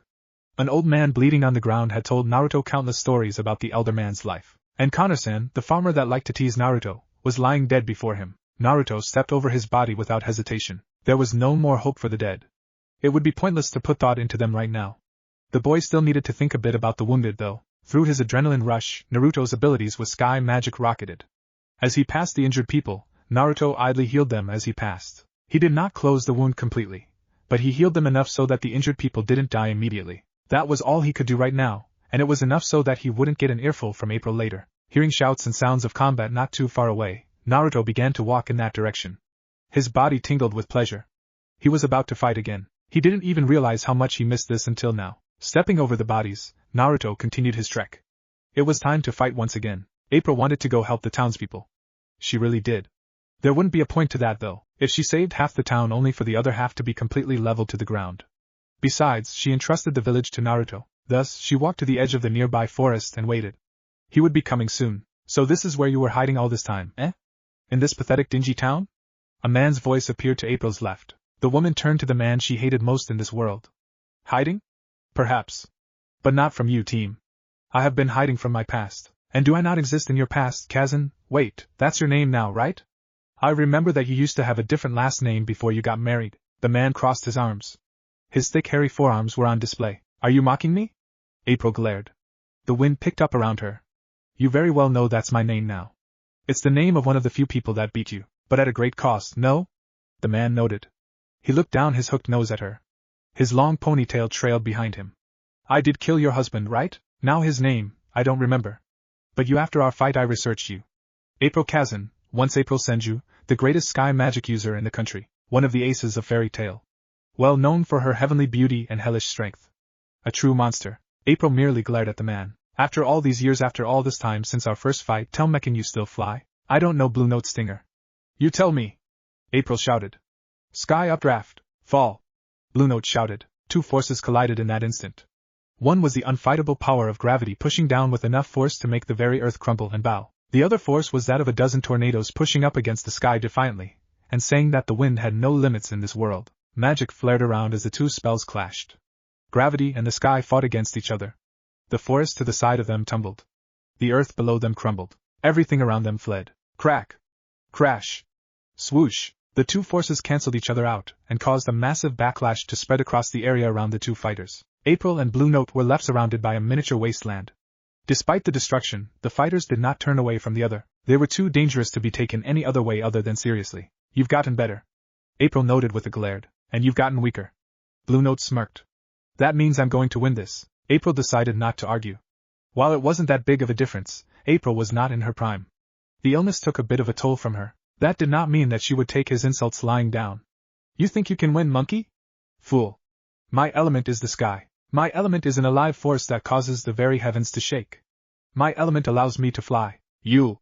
Blue Note's eyes flared in anger. And today, Blue Note April was lifted up into the air as the sky swirled around her. You are going to fall. What the hell are you? The bald cultist exclaimed in fear, a shinobi. Naruto still held that small smile on his face even as he brought his elbow down and shattered the cultist's arm. Eh! The cultist screamed, clutched his broken arm, and fell to the ground in pain. Shut up.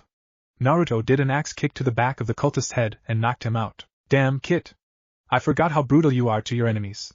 Kurama grinned from behind his cage. I love it. Do more. Luckily, there's more of them in the town. Naruto mentally noted. The whiskered boy began to move through the village. He went to the place where he heard more screams. These cultists were fools. They had the tiniest bit of power, so they thought they were invincible. What they lacked, however, was skill. Well, Naruto had both more skill and power than any of the cultists. He could take them down with ease. It felt just like those old assassination days. Reminiscing, Naruto? Kurama barked out a laugh. You sound like an old man. Perhaps I have an old soul. Naruto suggested. That, or perhaps peace doesn't suit you as much as you would like to think. Kurama mentioned. That may very well be true. Naruto admitted.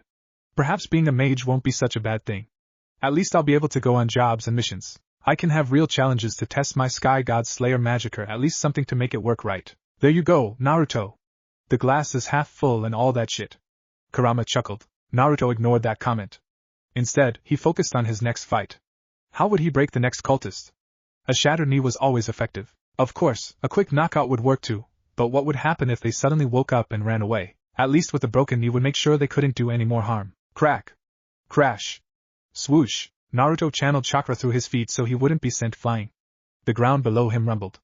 A shockwave spread through the village. Air rushed past the whiskered teen. It was like an explosion went off. Then it stopped. Naruto stopped covering his eyes. That was an effect of extremely powerful magic.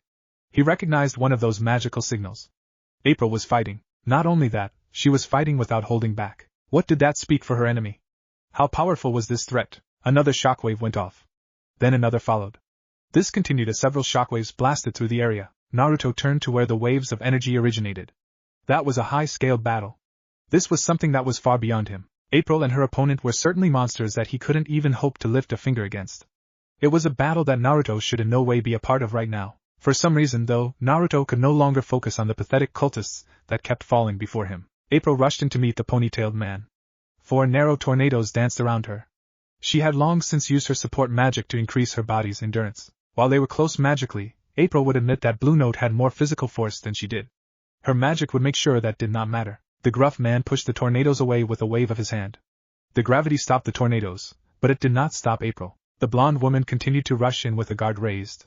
She sent a jab. Blue Note blocked with a forearm and grimaced in a bit of pain. The man then sent a hook at the smaller human's body.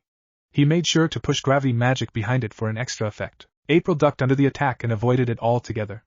She then tried to punch the man's ribs. Blue Note caught this attack with the hand that he did not use to attack. He felt his bones ache under the pressure of her punch. The gravity magic user did not let go, though. Instead, he used his magic and tried to hit her with a wave of gravity. The force of the attack caused the ground to jump in the air, but it did not hit April. The woman had broken his hold and moved back before the wave of gravity could hit her. She also managed to dodge the boulders that rose into the air. With dust and rocks stopping them from seeing each other, both combatants were blinded. April, however, knew Blue Note's location. She could use that. Sky April brought her arms to her side and gathered a whirlwind of energy in her palms. The power of a hurricane was contained in her hands. The woman then spread her arms forward and yelled out. Spear! Unlike Naruto's Sky Spear, April's attack was not a straight vortex the width of an arm. Nope. April's attack was about 20 times bigger and more powerful than that. The massive vortex shot straight forward through the dust and earth. It then hit Blue Note. The man, however, was not harmed. He used his gravity to block the attack at the last possible second. The wind was stopped right in front of him, but it did fling dust in his eyes. Thus, he was once again blinded. This could explain how April got so close to him while he was blocking the wind. It also explained how Blue Note was hit with a powerful sidekick to his ribs. Gack! Blue Note spit out blood and held his side. Huff, how Dopantia like huff that. April felt exhausted and drained. Her stamina was depleted. The illness had taken far more from her than she originally thought. Blue Note straightened up. Excellent move, but all that work seems to have exhausted you, eh? Nonsense, April glared at him. Oh? Blue Note held out a hand.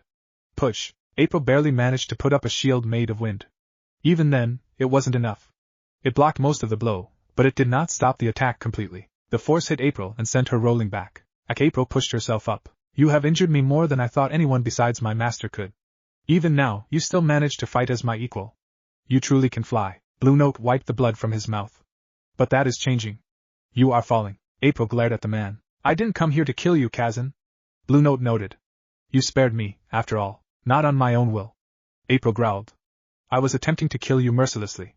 If Master did not show up and you didn't run, still, there are so few people in this world that can fly.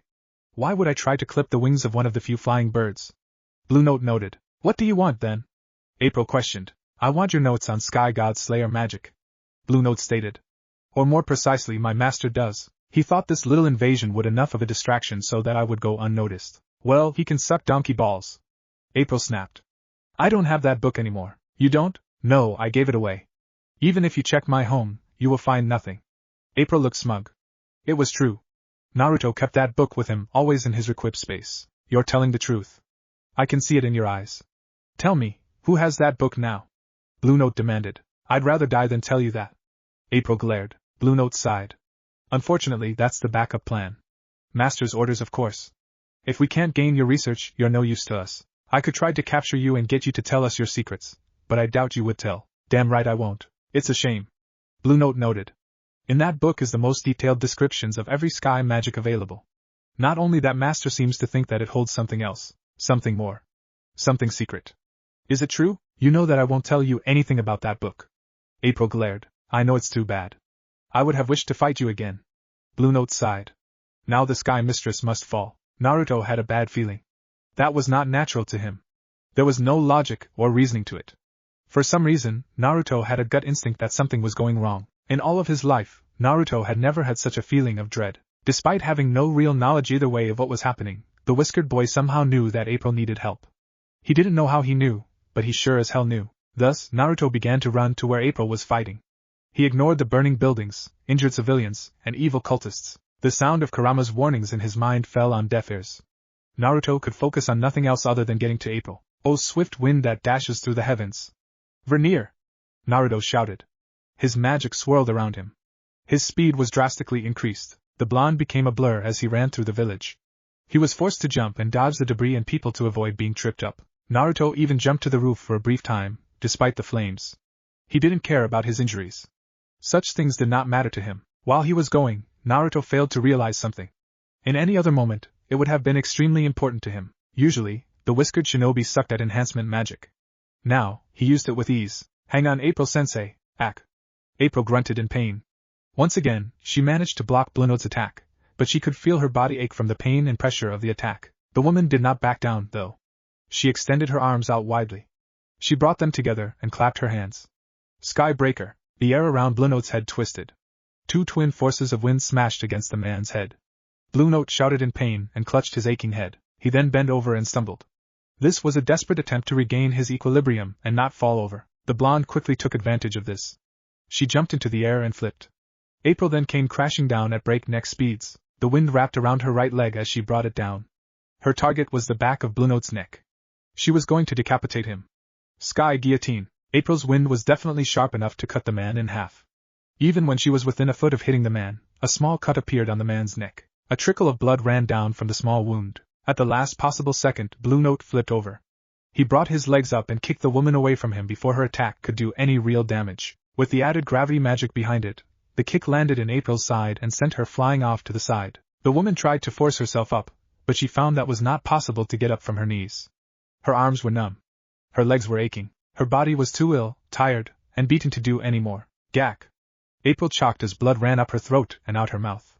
She lurched forward and spit the blood out on the ground in front of her. She clenched her eyes shut momentarily as her body ached in pain.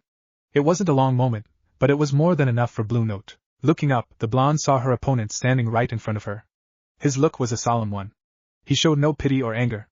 It was a look of cold resolve. April tried to attack. Using all her willpower, she shoved an arm forward. Sky! Blue Note slapped the hand away. Wind rushed past his body and created a deep crater behind him. The man was uninjured though. Nice try. Blue Note placed a palm on her face. He could still see her blue eyes. Most people would have eyes filled with terror. April's eyes only showed defiance though. This only increased Blue Note's respect for the woman. Push! The force of the gravity magic that rammed into April's face and body was unbelievable. April had her fair share of injuries in her lifetime. This, however, was different. Her bones shattered. Blood vessels popped. Major organs shifted and twisted. April was sent flying back. Her body was flung like a rag doll. She landed and rolled a few times before coming to a halt with her on her back. Her body lay there broken and unmoving. What the hell? Naruto ran face first into an invisible wall. He stumbled back and regained his bearings. A wall of air stood before him. After Naruto made contact with the wall, it became visible. It reached up high into the sky. It spread out wide enough that it would take Naruto several minutes to get around it. This must be why the shockwave stopped. April must have discreetly put the shield up during her fight in order to prevent the shockwaves from hurting the people of the village. Either that, or it was meant to stop people from getting close. It was meant to keep Naruto from getting close. The whiskered boy did not have time to go around, and there was no way to jump over the wall. He would have to go through it. Placing his hands on the shield, Naruto tried to distort the sky magic wall. It did not work. April's skill was far above his in every way. It would take hours for him to take something so advanced like this. It also appeared that the wall was self-sustaining. Even if something happened to April, the wall would not fall until the magic put into it was used up. Thus, there was no way for a normal sky magic user to get through. I'm not normal though. Naruto glared at the wall. It was then that Naruto opened his jaw widely. He lunged forward to the wall and bit it. His teeth sunk into the wall of wind. The piece of the sky shimmered and danced around him. Pulling back, Naruto began to swallow. Wind rushed down his throat. Usually, that would be for breathing. This time, however, the air went to his stomach. Air continued to be gathered around the whiskered boy's mouth. He swallowed as much as he could and as quickly as possible. This lasted for a few seconds until Naruto stopped the flow by biting down on the wind flowing into his mouth. With the pull stopped, the wind returned to the wall. This time, however, there was a hole. It was bigger than Naruto. The shinobi could get through with ease. Naruto, did you just? Kurama was gobsmacked. While he knew that Slayer magic allowed people to eat their element as long as it didn't originate from the Slayer, the Biju still didn't really believe it. Was it really possible to eat the sky like that? Naruto ignored Kurama. He jumped through the hole in the sky wall before it could close. The boy then continued his run to April. He was almost there. Blue Note stared at the body. He was prepared in case she started moving again and attacked him. Logically, that was impossible. He put enough force in that attack to take down a castle wall. Nevertheless, he was careful. April Kazan was not a woman who would go down easily. After a few moments, though, Blue Note got closer and looked at the body. It was not moving and not breathing. She was dead, and so another one falls. Blue Note looked up to the cloudy sky. Even those who can fly cannot touch the sky forever. Stepping away from the body, Blue Note turned back to the forest. His mission was over. He could go search in her home, but it would probably be pointless. Kazan wasn't a liar, and he was. If Master Hades asked about it, Blue Note would say that he searched her home. Right now, though, Blue Note was tired and wounded. He just wished to go have a drink. Perhaps he would make a toast for April. She was one of the few people in this world that actually pushed him after all. The man began to walk. The edge of the forest was destroyed, but there were still trees and deeper. Once he was in cover, Blue Note would allow himself to relax a bit. Wait! Something was coming at him. Whirling around, Blue Note saw a 12-year-old boy running up to him at incredible speeds. In the boy's hand was a knife of some kind. It was pointed at his neck. Blue Note grabbed the boy's wrist and stopped the stabbing motion. He was then forced to block a knee strike with his other hand. The man thought he was safe for a brief moment until he saw another knife sticking to the bottom of the boy's free foot. Not wanting to be stabbed, Blue Note shoved the boy back with a bit of gravity magic. The force sent the whiskered boy flying back. Strangely enough, he landed on his feet. The blonde glared at him. He then put his arms at his sides. He gathered wind around his palms and thrusted them forward. Sky Spear! A straight vortex of wind shot at Blue Note. It was a lot smaller and slower than April's Sky Spear, but it was the same technique for sure. Unlike April's attack, though, Blue Note could swat this spear away with the back of his hand. Kit! Don't fight this man! Kurama roared in Naruto's mind. You aren't in his league. You'll die. But Naruto's eyes darted over to April's unmoving body for the briefest of seconds. Blue Note stared at the boy. Kazan took an apprentice. She did. Naruto glared at him. Kurama was right. He could not fight this man and win. The monkey man beat April, and she was far better at combat than Naruto. Interesting. Blue Note had a curious look. Tell Mato you think you can fly one day? What kind of question is that? Naruto asked. A serious one. Answer it, or I'll kill you. Blue Note had a serious look on his face. I don't know about flying, but I will tell you this. Naruto clenched his fists. One day I will reach up and touch the sky with these hands. Blue Note gained a smile on his face. He began to chuckle lightly. Now that is an excellent answer. Maybe one day you will be a challenge to me. Out of respect to her, I'll spare you today. My name is Blue Note Stinger. Who are you? Naruto Uzumaki. Naruto glared. Uzumaki. Blue Note turned. I'll remember that, and I'll look forward to the day you attempt to kill me. You'll fail, but it will still be interesting. Blue Note began to walk away. Naruto did nothing to stop him. If he tried anything, then the man would kill him. That much was certain. So, Naruto did the only thing he could. He ran over to April and began to try and heal her. How interesting, Blue Note noted as he moved through the forest. That boy looked a bit like her with his hair and eyes. I heard she once tried life make magic from Master. Did she succeed? It was unlikely. That spell could not be done by normal mages. Gods like Zeref could do it with demons, and Master Hades could kind of do it a little bit. April, however, lacked the darkness for such a thing. Perhaps the similar appearances was a coincidence. Either way, April did have an apprentice. That means she was teaching him. Could she have possibly given him that book? It was possible, but Blue Note did not care to investigate. He would leave the boy out of his report. Hades did not need to know about him yet. The boy Uzumaki would need something to make him stronger. If he had the book, then he had all the keys needed to surpass April, and if he did that, perhaps Blue Note would have a challenge once again. Blue Note smiled. I do believe things are going to be a lot more interesting in the future. April's bruised eyes fluttered open. Naruto? April-sensei. Naruto gained a relieved look as he looked up from his glowing hands over her torn stomach. He had been using his healing magic on her. You're awake. Yeah, where did Blue Note go? April questioned. He left. Naruto turned his attention back to his healing work. Don't worry. I'm fine, and you will be soon. Naruto blood dripped from April's mouth. My internal organs, I'll heal them. Just save your strength. Naruto insisted. April moved her hand up and cupped his cheek gently. Look at me, Naruto. I need to keep focused. Look at me. She ordered. Naruto obeyed. Oh, tears appeared in her eyes. I always hoped that he would look like you, April-sensei? Naruto was confused. Why must you call me that? Have I not been a mother to you, Naruto? April questioned. What? What did she try to call him? I wish I had more time. April began to cry openly. Hot tears rolled down her face to her quivering lips. I wanted to see you smile more. I would help you gain a bit of humanity, and I wanted to be there when you fell in love. Then you would get married and I would get grandchildren. April-sensei. Naruto frowned at her. Don't call me that, April demanded. Call me, Ka-san. Naruto was shocked into silence. Is that too much to ask? April cried. I always wanted to be a mommy. Is that such a bad thing? No, I don't believe so. Naruto shook his head. You would have made. You are a great mother. April gave him a smile. Thank you. They were silent for a moment. Naruto had an emotionless face while April was crying. In me study eyes my will. April spoke again. Follow it please. Naruto was silent. And I need to tell you why I always believed you. I know about everything. April noted. Azurish. Yes, she's what? Nothing. April shook her head. Look in the book. The book? Yes. Be strong, Naruto. Find friends. Smile more and remember your dream. Don't forget it. April gently reached up to grab with the last of her strength. She then pulled him down to him. And he love you, Naruto. Her arms went slack. April-sensei. He sat up and looked at her closed eyes and peaceful expression. April? April was dead. Ka-san? We got everyone. One of the cultists sneered at the cages of people. They were all sobbing, desperately crying out for mercy and help. The cultists just ignored them. What happened to these guys though? Another cultist looked down at the unconscious bodies of the cultists that fought Naruto. No way a civilian could do this. A third cultist spoke up. Is a mage here? Why would he do this to a few of us and run off though? The first cultist questioned.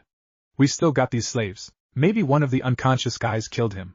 The second cultist spoke. I guess, but a small noise sounded out. It was the sound of brick being dug into and cracked, like a stick being dragged from through the dirt, except a lot louder. The sound was coming from down the road. The three cultists that were speaking, the other dozen men that were with them, and the people in cages turned to the noise. They saw Naruto. He was walking by the houses and dragging his hand across the walls. His fingers dug into the wall and left 5 scratches in his wake. Hey, you left a brat! A cultist yelled out. I got him. A fat cultist grumbled and lifted up his spear. He walked towards Naruto and pointed his spear at the blonde. Don't move or you're dead, brat. I understand now. Naruto's head was bent over. His spiked hair hid his features. This is what I felt at the masked man. Hey! I said not to move. The fat man rushed forward with his spear. Sky God strike. Naruto mumbled. Black wind whirled around his free fist. He dodged the cultist's stab and struck the man across the face. The fat man was sent flying into the house on the other side of the road. Naruto then stopped dragging his hand behind him on the wall and opened his fist. They revealed his clawed hands. What the hell? He must be the mage that hurt our comrades. Well, we outnumber him. Let's kill him. When I looked at that man, he felt a twinge of anger. Naruto lifted his head up a little. This revealed his deeper whisker marks and sharpened teeth. That was nothing, though, compared to this. This is real emotion. I thought it was pointless before, but I see the point now. The cultists all rushed at Naruto. Magic seals formed around them as they prepared their spells.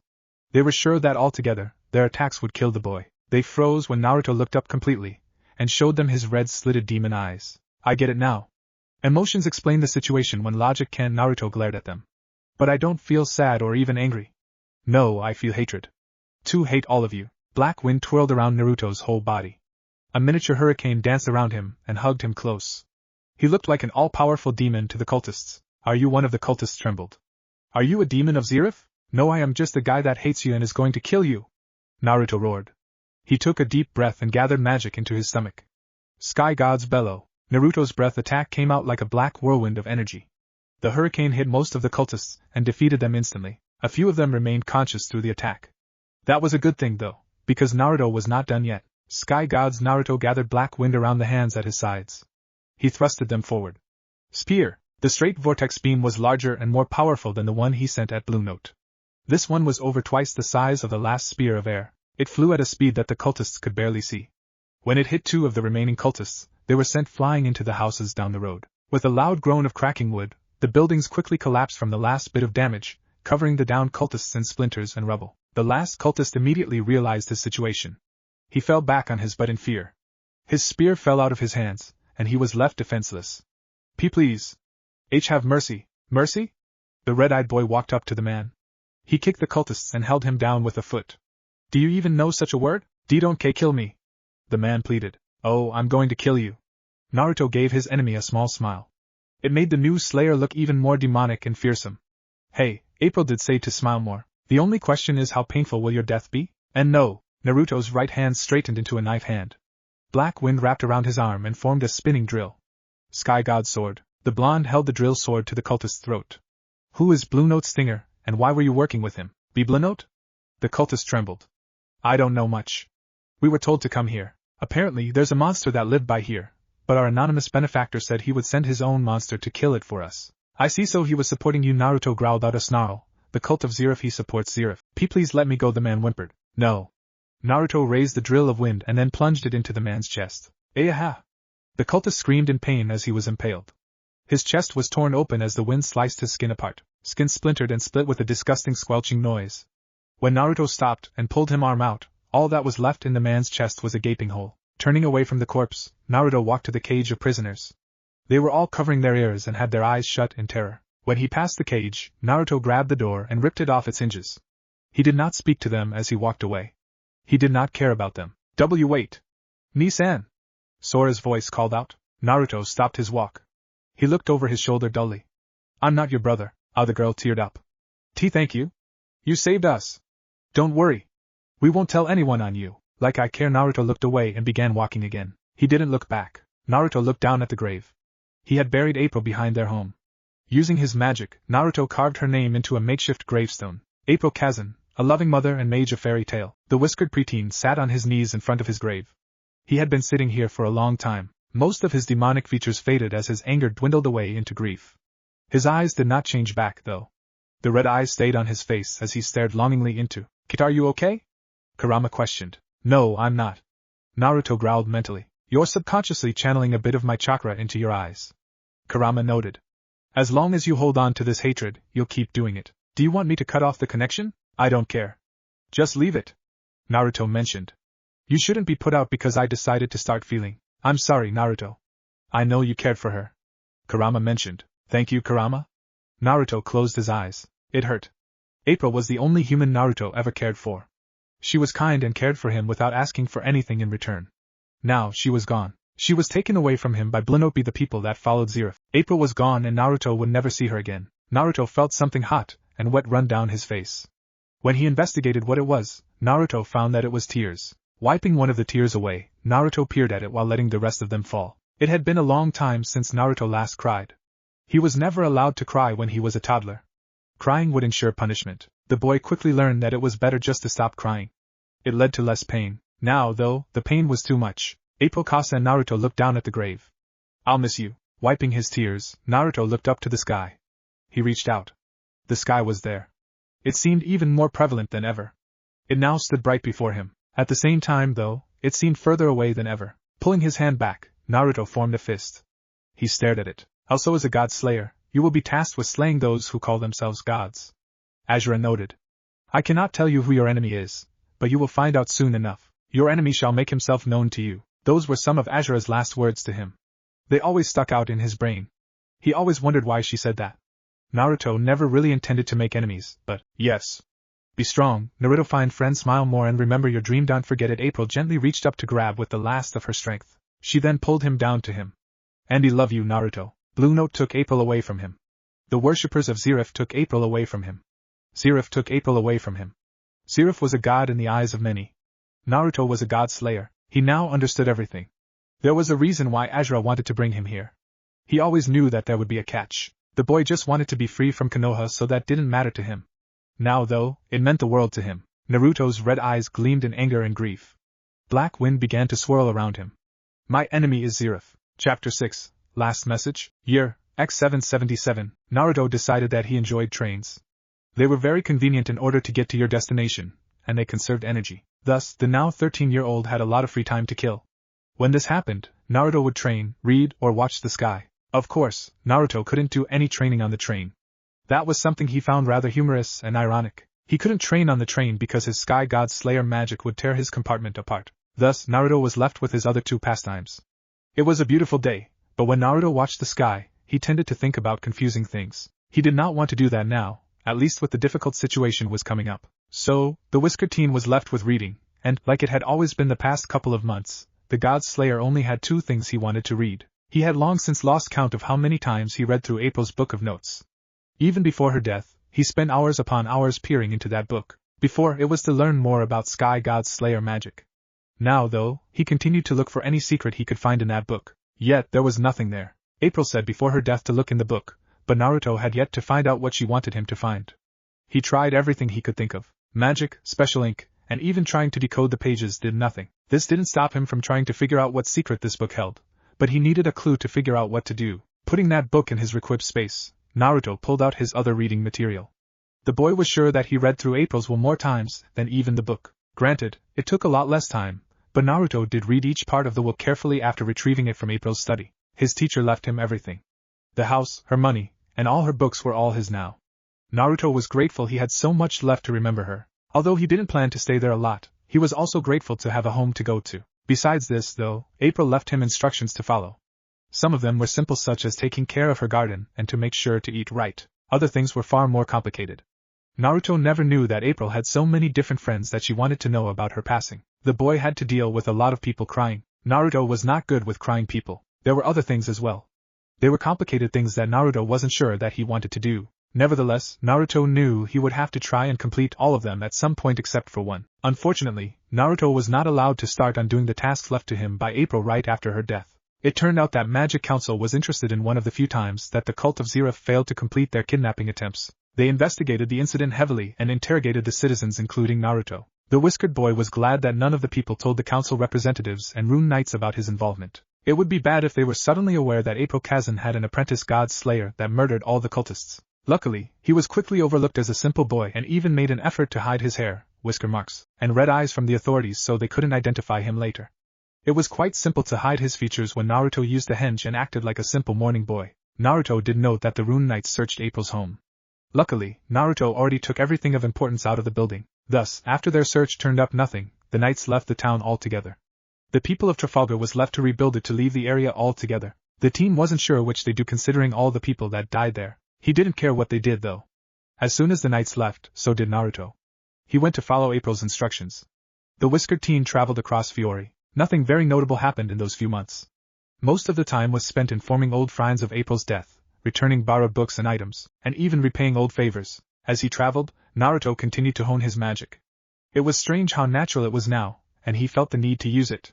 Luckily, there was no shortage of dark guilds. He could beat up on them however much he wanted.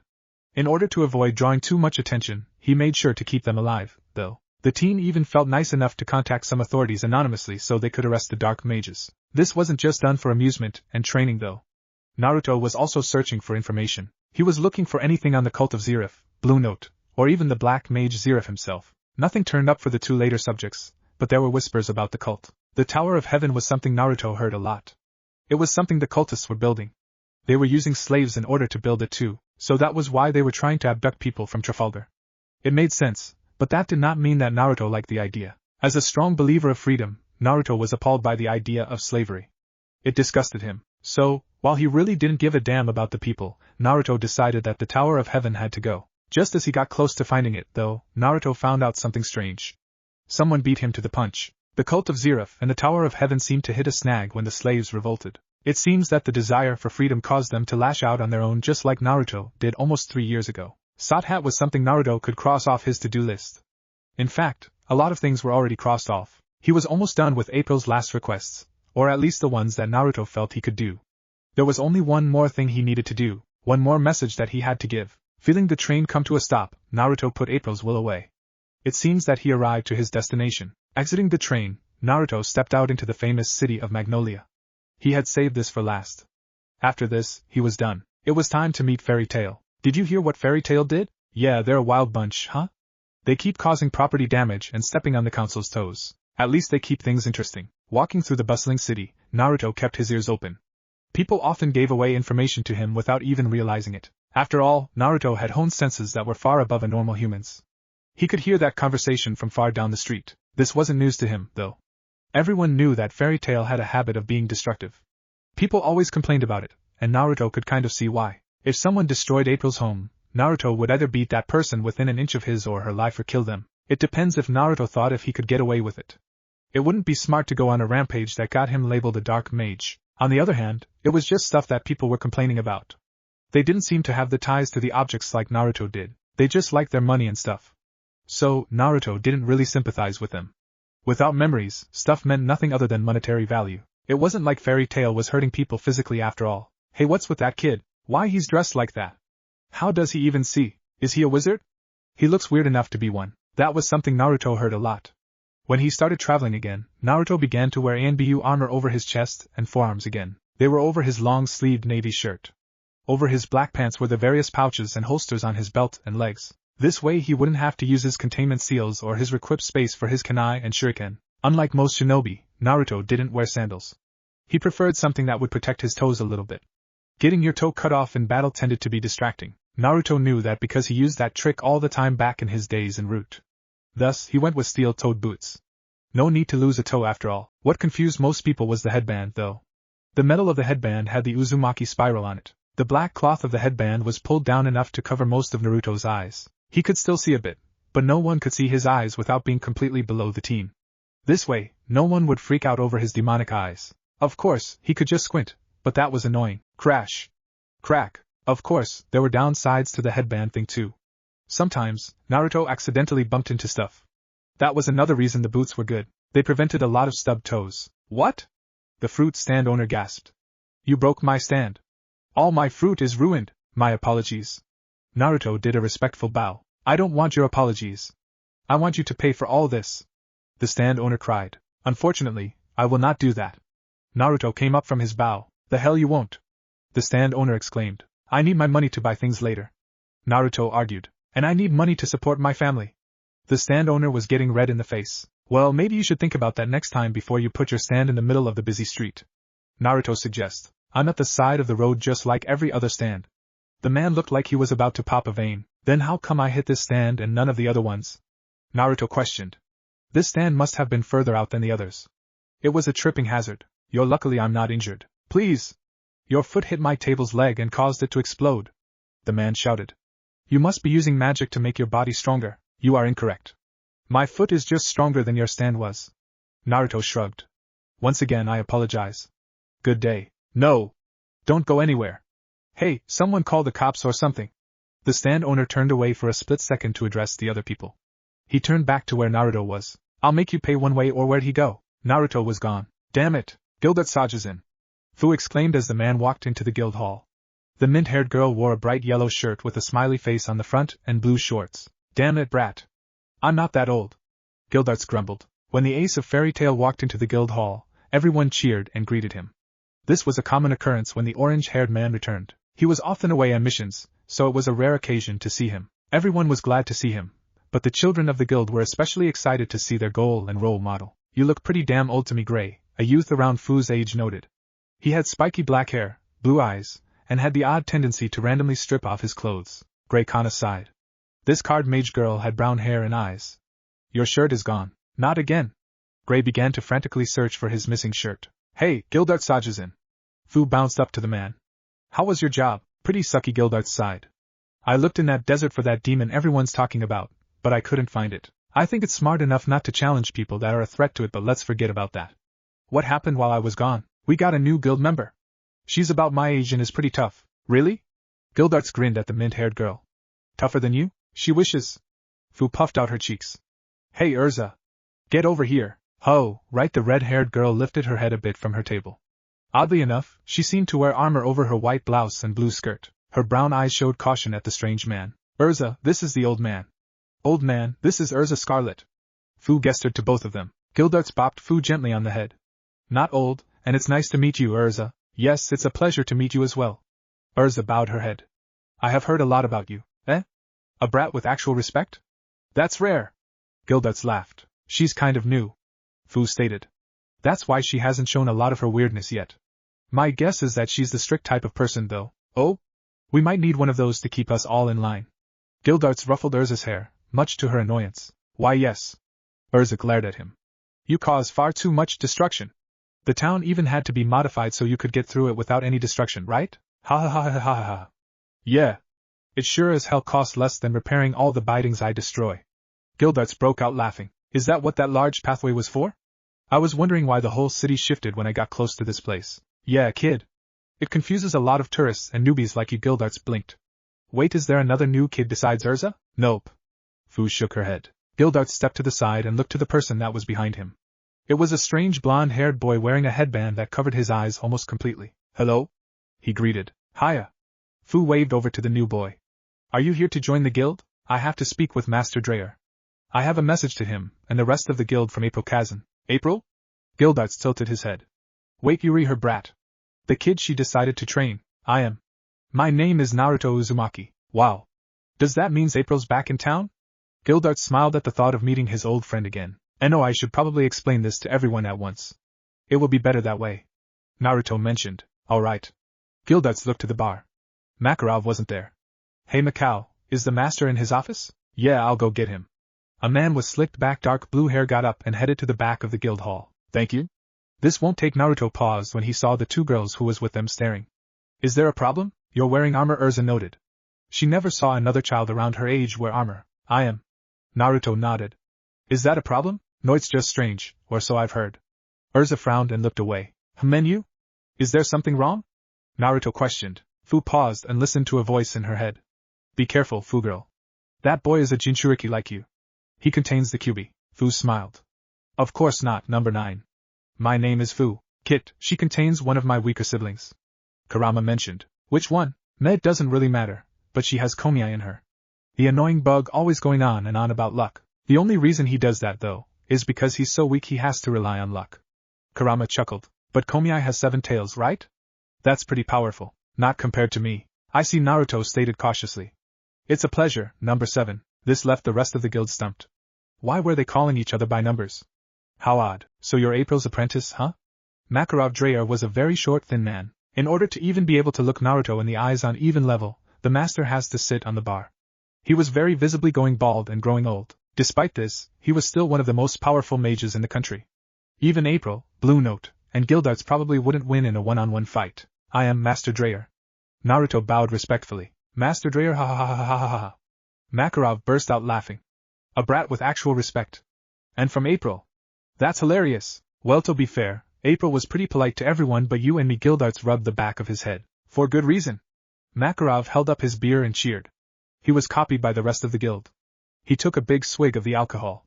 Ah, now, tell me, how is that brat of mine doing? Naruto had told this to so many people before.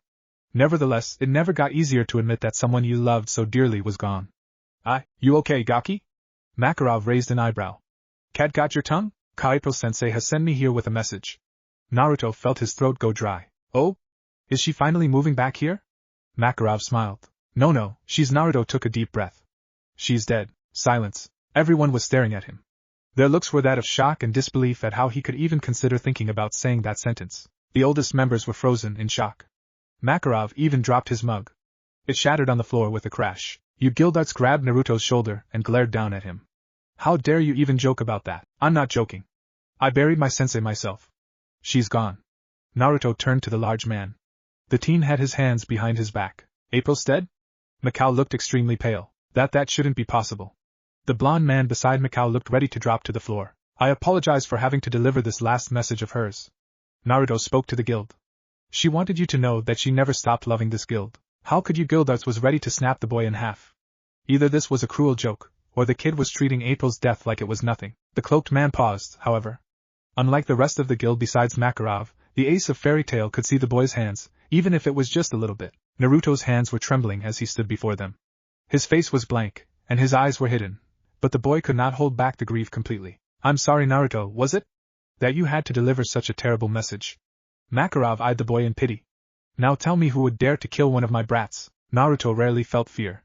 He faced Kurama on a daily basis, and trained with April after all. When Makarov's voice growled that sentence out in absolute anger, the teen couldn't fight back the shiver that went up his spine.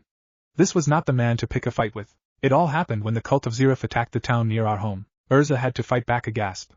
She clenched beside her table in anger. But they were not the ones to kill her, Naruto stated.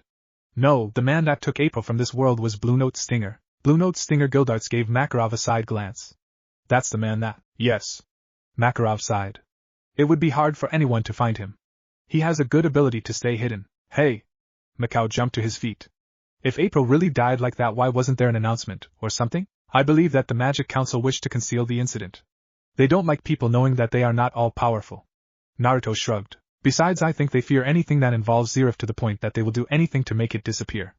Even to the point of ignoring the facts. Damn it, April deserves better than that. Guildarts growled. To be pushed aside and forgotten by the Magic Council. My sensei will never be forgotten. I will not let that happen. Naruto frowned at them. Makarov looked around the guild hall. He noted the somber mood now. The master of Fairy Tail didn't want to make this worse right now, so he leaned forward and whispered, Naruto, I think we should discuss the rest in private. Naruto nodded. That would definitely be best, so Makarov sighed as he sat at his desk. I'm guessing that there's more to this. Yes. Naruto nodded. Hey, brat. Guildarts eyed the boy as the older man leaned against the wall. Why did you wait so long to come here and tell us? You did say that this happened a long time ago. I had to follow April's will. She left instructions for me. Naruto explained. I had to tell everyone that cared about this. I kind of procrastinated with this last message. I spent a lot of time avoiding coming here. Hey, Mikao was sitting on a couch nearby. It's alright, kid. Wakaba Mine blew out smoke from his cigarette. It must have been hard on you. Makarov allowed the most veteran mages in the guild to come to this meeting. They were the ones that knew April the best, and they deserved to know everything that happened. Naruto did not protest. He heard good things about them from April. No, it was my weakness and stubbornness. Naruto sighed. I spent a lot of time investigating into those people who attacked the town. I was close to finding a way to track the cultists down, but it turns out that they created their own downfall. Yes, Urza told us about that. Makarov nodded. Don't be surprised if she comes to talk with you. Naruto nodded. What were you even doing trying to track them down? Guildarts questioned. Did you want revenge? Yes. I planned to brutally kill all of them. Naruto stated without hesitation. Damn, don't talk like that, kid. Mikao shuddered at the coldness. Kid, even if you did track them down, I doubt you could have done anything to them. Wakaba mentioned. No, I think that you could back up your words. Makarov stared at the boy. He examined him closely. The master of Fairy Tail sensed great power from him. It was a familiar power. I see you learned from April's research, huh? You learned Sky God Slayer magic. I did. Naruto lifted his hand and revealed the swirling black wind surrounding it. You did, but not even April. Guildarts' jaw dropped at the sight. I see. Makarov frowned at the boy. And is that the way April would have wanted you to use the power she taught you? To kill and to ruin lives? No, she wouldn't. Naruto admitted. But I don't care. This is my life, and I get to choose how I live it. That is my right. True. Makarov nodded. But I don't think you're the type to forget your teacher's instructions. You're right, I will never forget her words. Naruto frowned in though. He would never forget April's last physical words to him, or the letter that she left him in her will. That is why I am even here. She wanted me to join the guild. I see then, I'll go ahead and ask you. Makarov smiled at the boy. Do you want to join Fairy Tail? No. Naruto shook his head. What? Guildarts blinked. But I thought, April did want me to join the guild. It was one of her last wishes, but I can't do it. I will not fit in here. Naruto shook his head. I have a complicated past, and I'm sure that I'll have an even more complicated future. I will be forced to do things that no legal mage should do. If I stay here, I will only drag Fairy Tail's name through the mud. I cannot not do that to the guild that Ka-san loved so much. None of the older men in the room missed what Naruto called April. They decided not to comment on it. You're not going to join a dark guild, are you? Mikao asked in caution. No. Naruto shook his head. I will not join that scum. I will be an independent mage. I will work in the gray area in order to accomplish my goals. And those are? Gildarts questioned. I have 2 dreams in my life. One, I will obtain absolute freedom to the point that I can be compared to the sky. The second, Naruto lifted up his headband. I will destroy everyone and everything related to Zeref. They all stared in shock at his demonic eyes. Thank you for listening to me, Master Dreyer. Naruto lowered his headband and turned away from them. Though I may not be a wizard of this guild, I shall always be its ally because it is the precious guild that Ka-san loved so much. With that, Naruto walked out of the office and back to the guild. You okay, Gray? Kana questioned. Eh? The stopped staring off into space and turned to her. Yeah, I am fine. Oh, you just look distracted. I guess Gray looked away. He could sympathize with that Naruto kid. Losing your teacher like that, it didn't feel good. Despite the blonde's cool-headed appearance, Gray was sure the guy was hurting on the inside. Well, Kana looked over to Urza and Fu. They were both looking off into space as well. You're not the only one. The guild was unusually quiet. That was understandable. It wasn't often that they lost a member like this. Even the kids felt sad, though they never got to meet the woman. They heard stories, of course, but they would have liked to meet her at least once. It was then that the door to the back opened. Everyone turned to see Naruto enter the guild hall. He passed by all of them and headed towards the door. The boy didn't stop to look at them for even a passing glance. Hey, Kana said to the boy as he grew close to their table. Do you want to join us? I can read your fortune. No, I don't. Naruto walked by their table and kept going. Goodbye. Hey. Kana glared at the boy. He did not stop. Hey. Kana grabbed an empty bottle and threw it at the boy. The bottle flew at the back of his head. At the last possible second, Naruto turned around and caught the bottle like it was nothing. He then placed it on a nearby table. What? Why? How did you catch that while you're blindfolded? Kana questioned. I am a trained shinobi. I am a master of stealth and grace. Even if I can't see completely, my battle skill will not allow a sneak attack to get to me. Naruto turned and began to walk away. Crash! Naruto tripped over a chair and destroyed it. Although I do tend to trip over stuff when I am not in danger, Naruto mentioned. He pushed himself up and bowed to the room. I apologize for breaking your chair. Next time, you should not put it in my way. Don't act like it's our fault. Kana exclaimed. My apologies again. Naruto came up from his bow and turned to leave once again. He made it out the door before he felt someone grabbed him. Wait. Urza spoke to him. Yes? Naruto questioned. The other children came with her.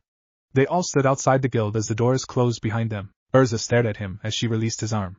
Are you not going to join the guild? No. I have goals that I need to accomplish. Being a part of this guild will only limit the freedom and time I have to accomplish those goals. Naruto answered. And those goals, do they have to do with the cult of Zeref? Urza questioned. They do. Naruto nodded. Don't let revenge cloud your mind. Urza warned. I don't want to see more people fall into madness because of Zeref. Do not worry. I will not let myself fall too far into the darkness. Naruto mentioned with a nod. You sure you don't want to stay? Gray questioned.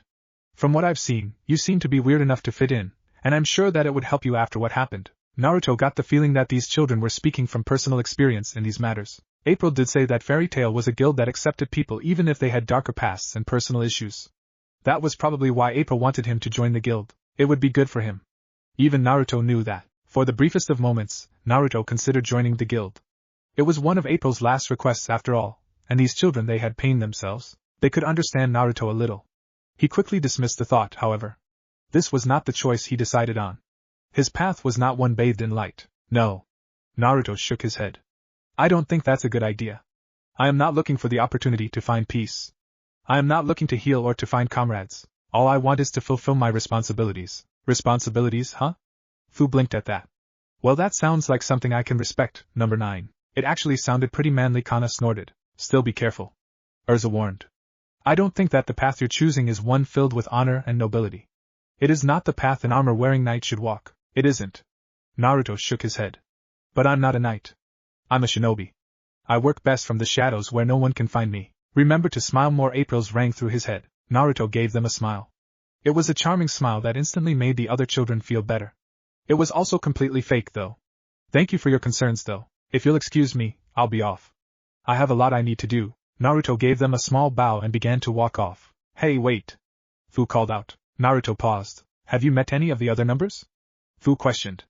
I wonder what they're like. I have not. Naruto called back. But I plan to. With that he was off. Numbers? Kana questioned the mint-haired girl. What does that mean? It's an inside joke.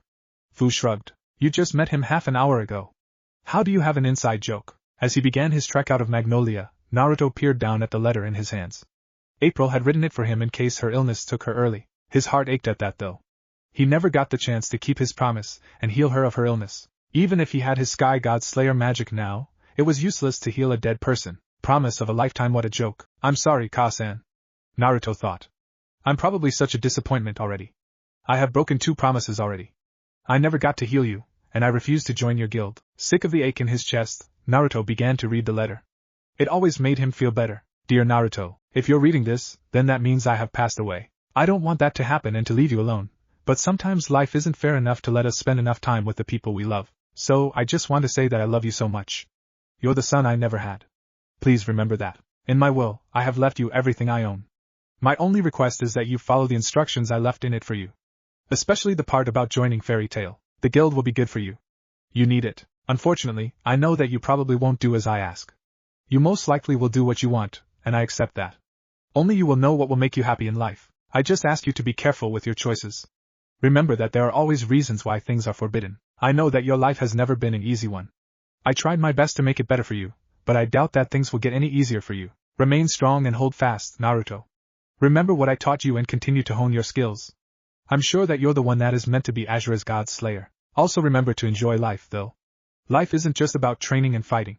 Life is about the people we care for, and the dreams we work to fulfill. Don't lose sight of what you care about. If you always keep your sight on that, then you will always keep on the right path even if you stumble a bit. Don't forget that, and remember to smile more. You look so much better when you smile. Eat for both fitness and pleasure. Ramen is the food of the gods after all, and remember what you are responsible for. Finish what you start, and always be able to live with the consequences of your actions. Goodbye, Naruto. I love you so much. April Kazan. Hey, Naruto. Naruto paused in his reading. He quickly put the letter back in his requip space. Turning, the teen greeted the man who addressed him. Master Dreyer, why are you here? I wished to speak with you before you left. Makarov approached the young man. I told you that I will not join your guild.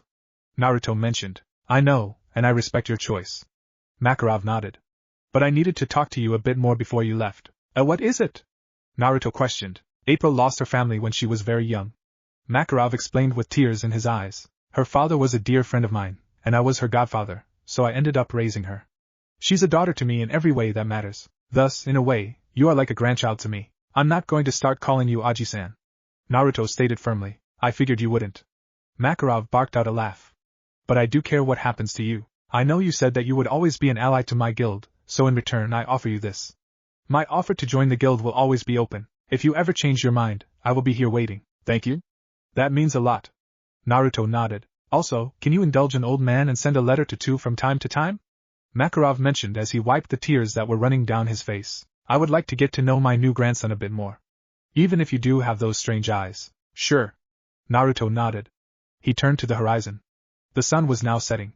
The red-orange glow washed over the 2 mages and the city behind them. I'm sure that's what Ka-san would have wanted me to do that, and you know I have to ask this. Makarov eyed the teen. What do you plan to do now? You aren't near strong enough to fight Blue Note, or any dark guild related to Zeref. I know. Naruto nodded. That's why I'm going to hone my skills. One day, I will actually have the power to slay gods. That's a promise, but until that day there are a few things that I'm responsible for that I need to take care of. And that is? Naruto paused and looked up to the sky. I have found one of my kin here. They are here because of me. I should find the other 7 and make sure they don't bring an end to this world. That is my responsibility. So you are like Fu. Makarov nodded. That explains the eyes. I have kept my ears open for the other Jinchuriki that she mentioned. I think a few of them joined the guilds my old teammates started. Yes, but those ones are under control. It is the chaotic ones that I need to be concerned about. Naruto mentioned, and recently I have been hearing rumors about a desert demon killing civilians and weaker mages. It also seems smart enough to avoid those that pose an actual threat. Yes, Gildarts went to look for that demon. Makarov stroked his chin. I don't think he showed himself. Do you think it's a Jinchuriki? Maybe he's a demon of Zeref. Naruto stated. Either way, I think I'll pay that demon a visit and find out just how strong it is. Are you sure? Either you're strong enough that he'll avoid you, or you're weak enough to be his prey. Makarov mentioned. I'm strong enough to beat the demon. Naruto said this with certainty. Then how do you plan to draw it out? By using a talent I share with the demon sealed within me. Naruto gave him a charming smile that Makarov could tell was fake. The ability to piss people off without even trying. What if Naruto was anbu in Fairy Tail? And thanks for watching my video till the end. If you enjoyed this content, then do consider subscribing to my channel, And leave a like if you guys need the next part, comment down, and thanks for watching the video, and see you guys in the next video.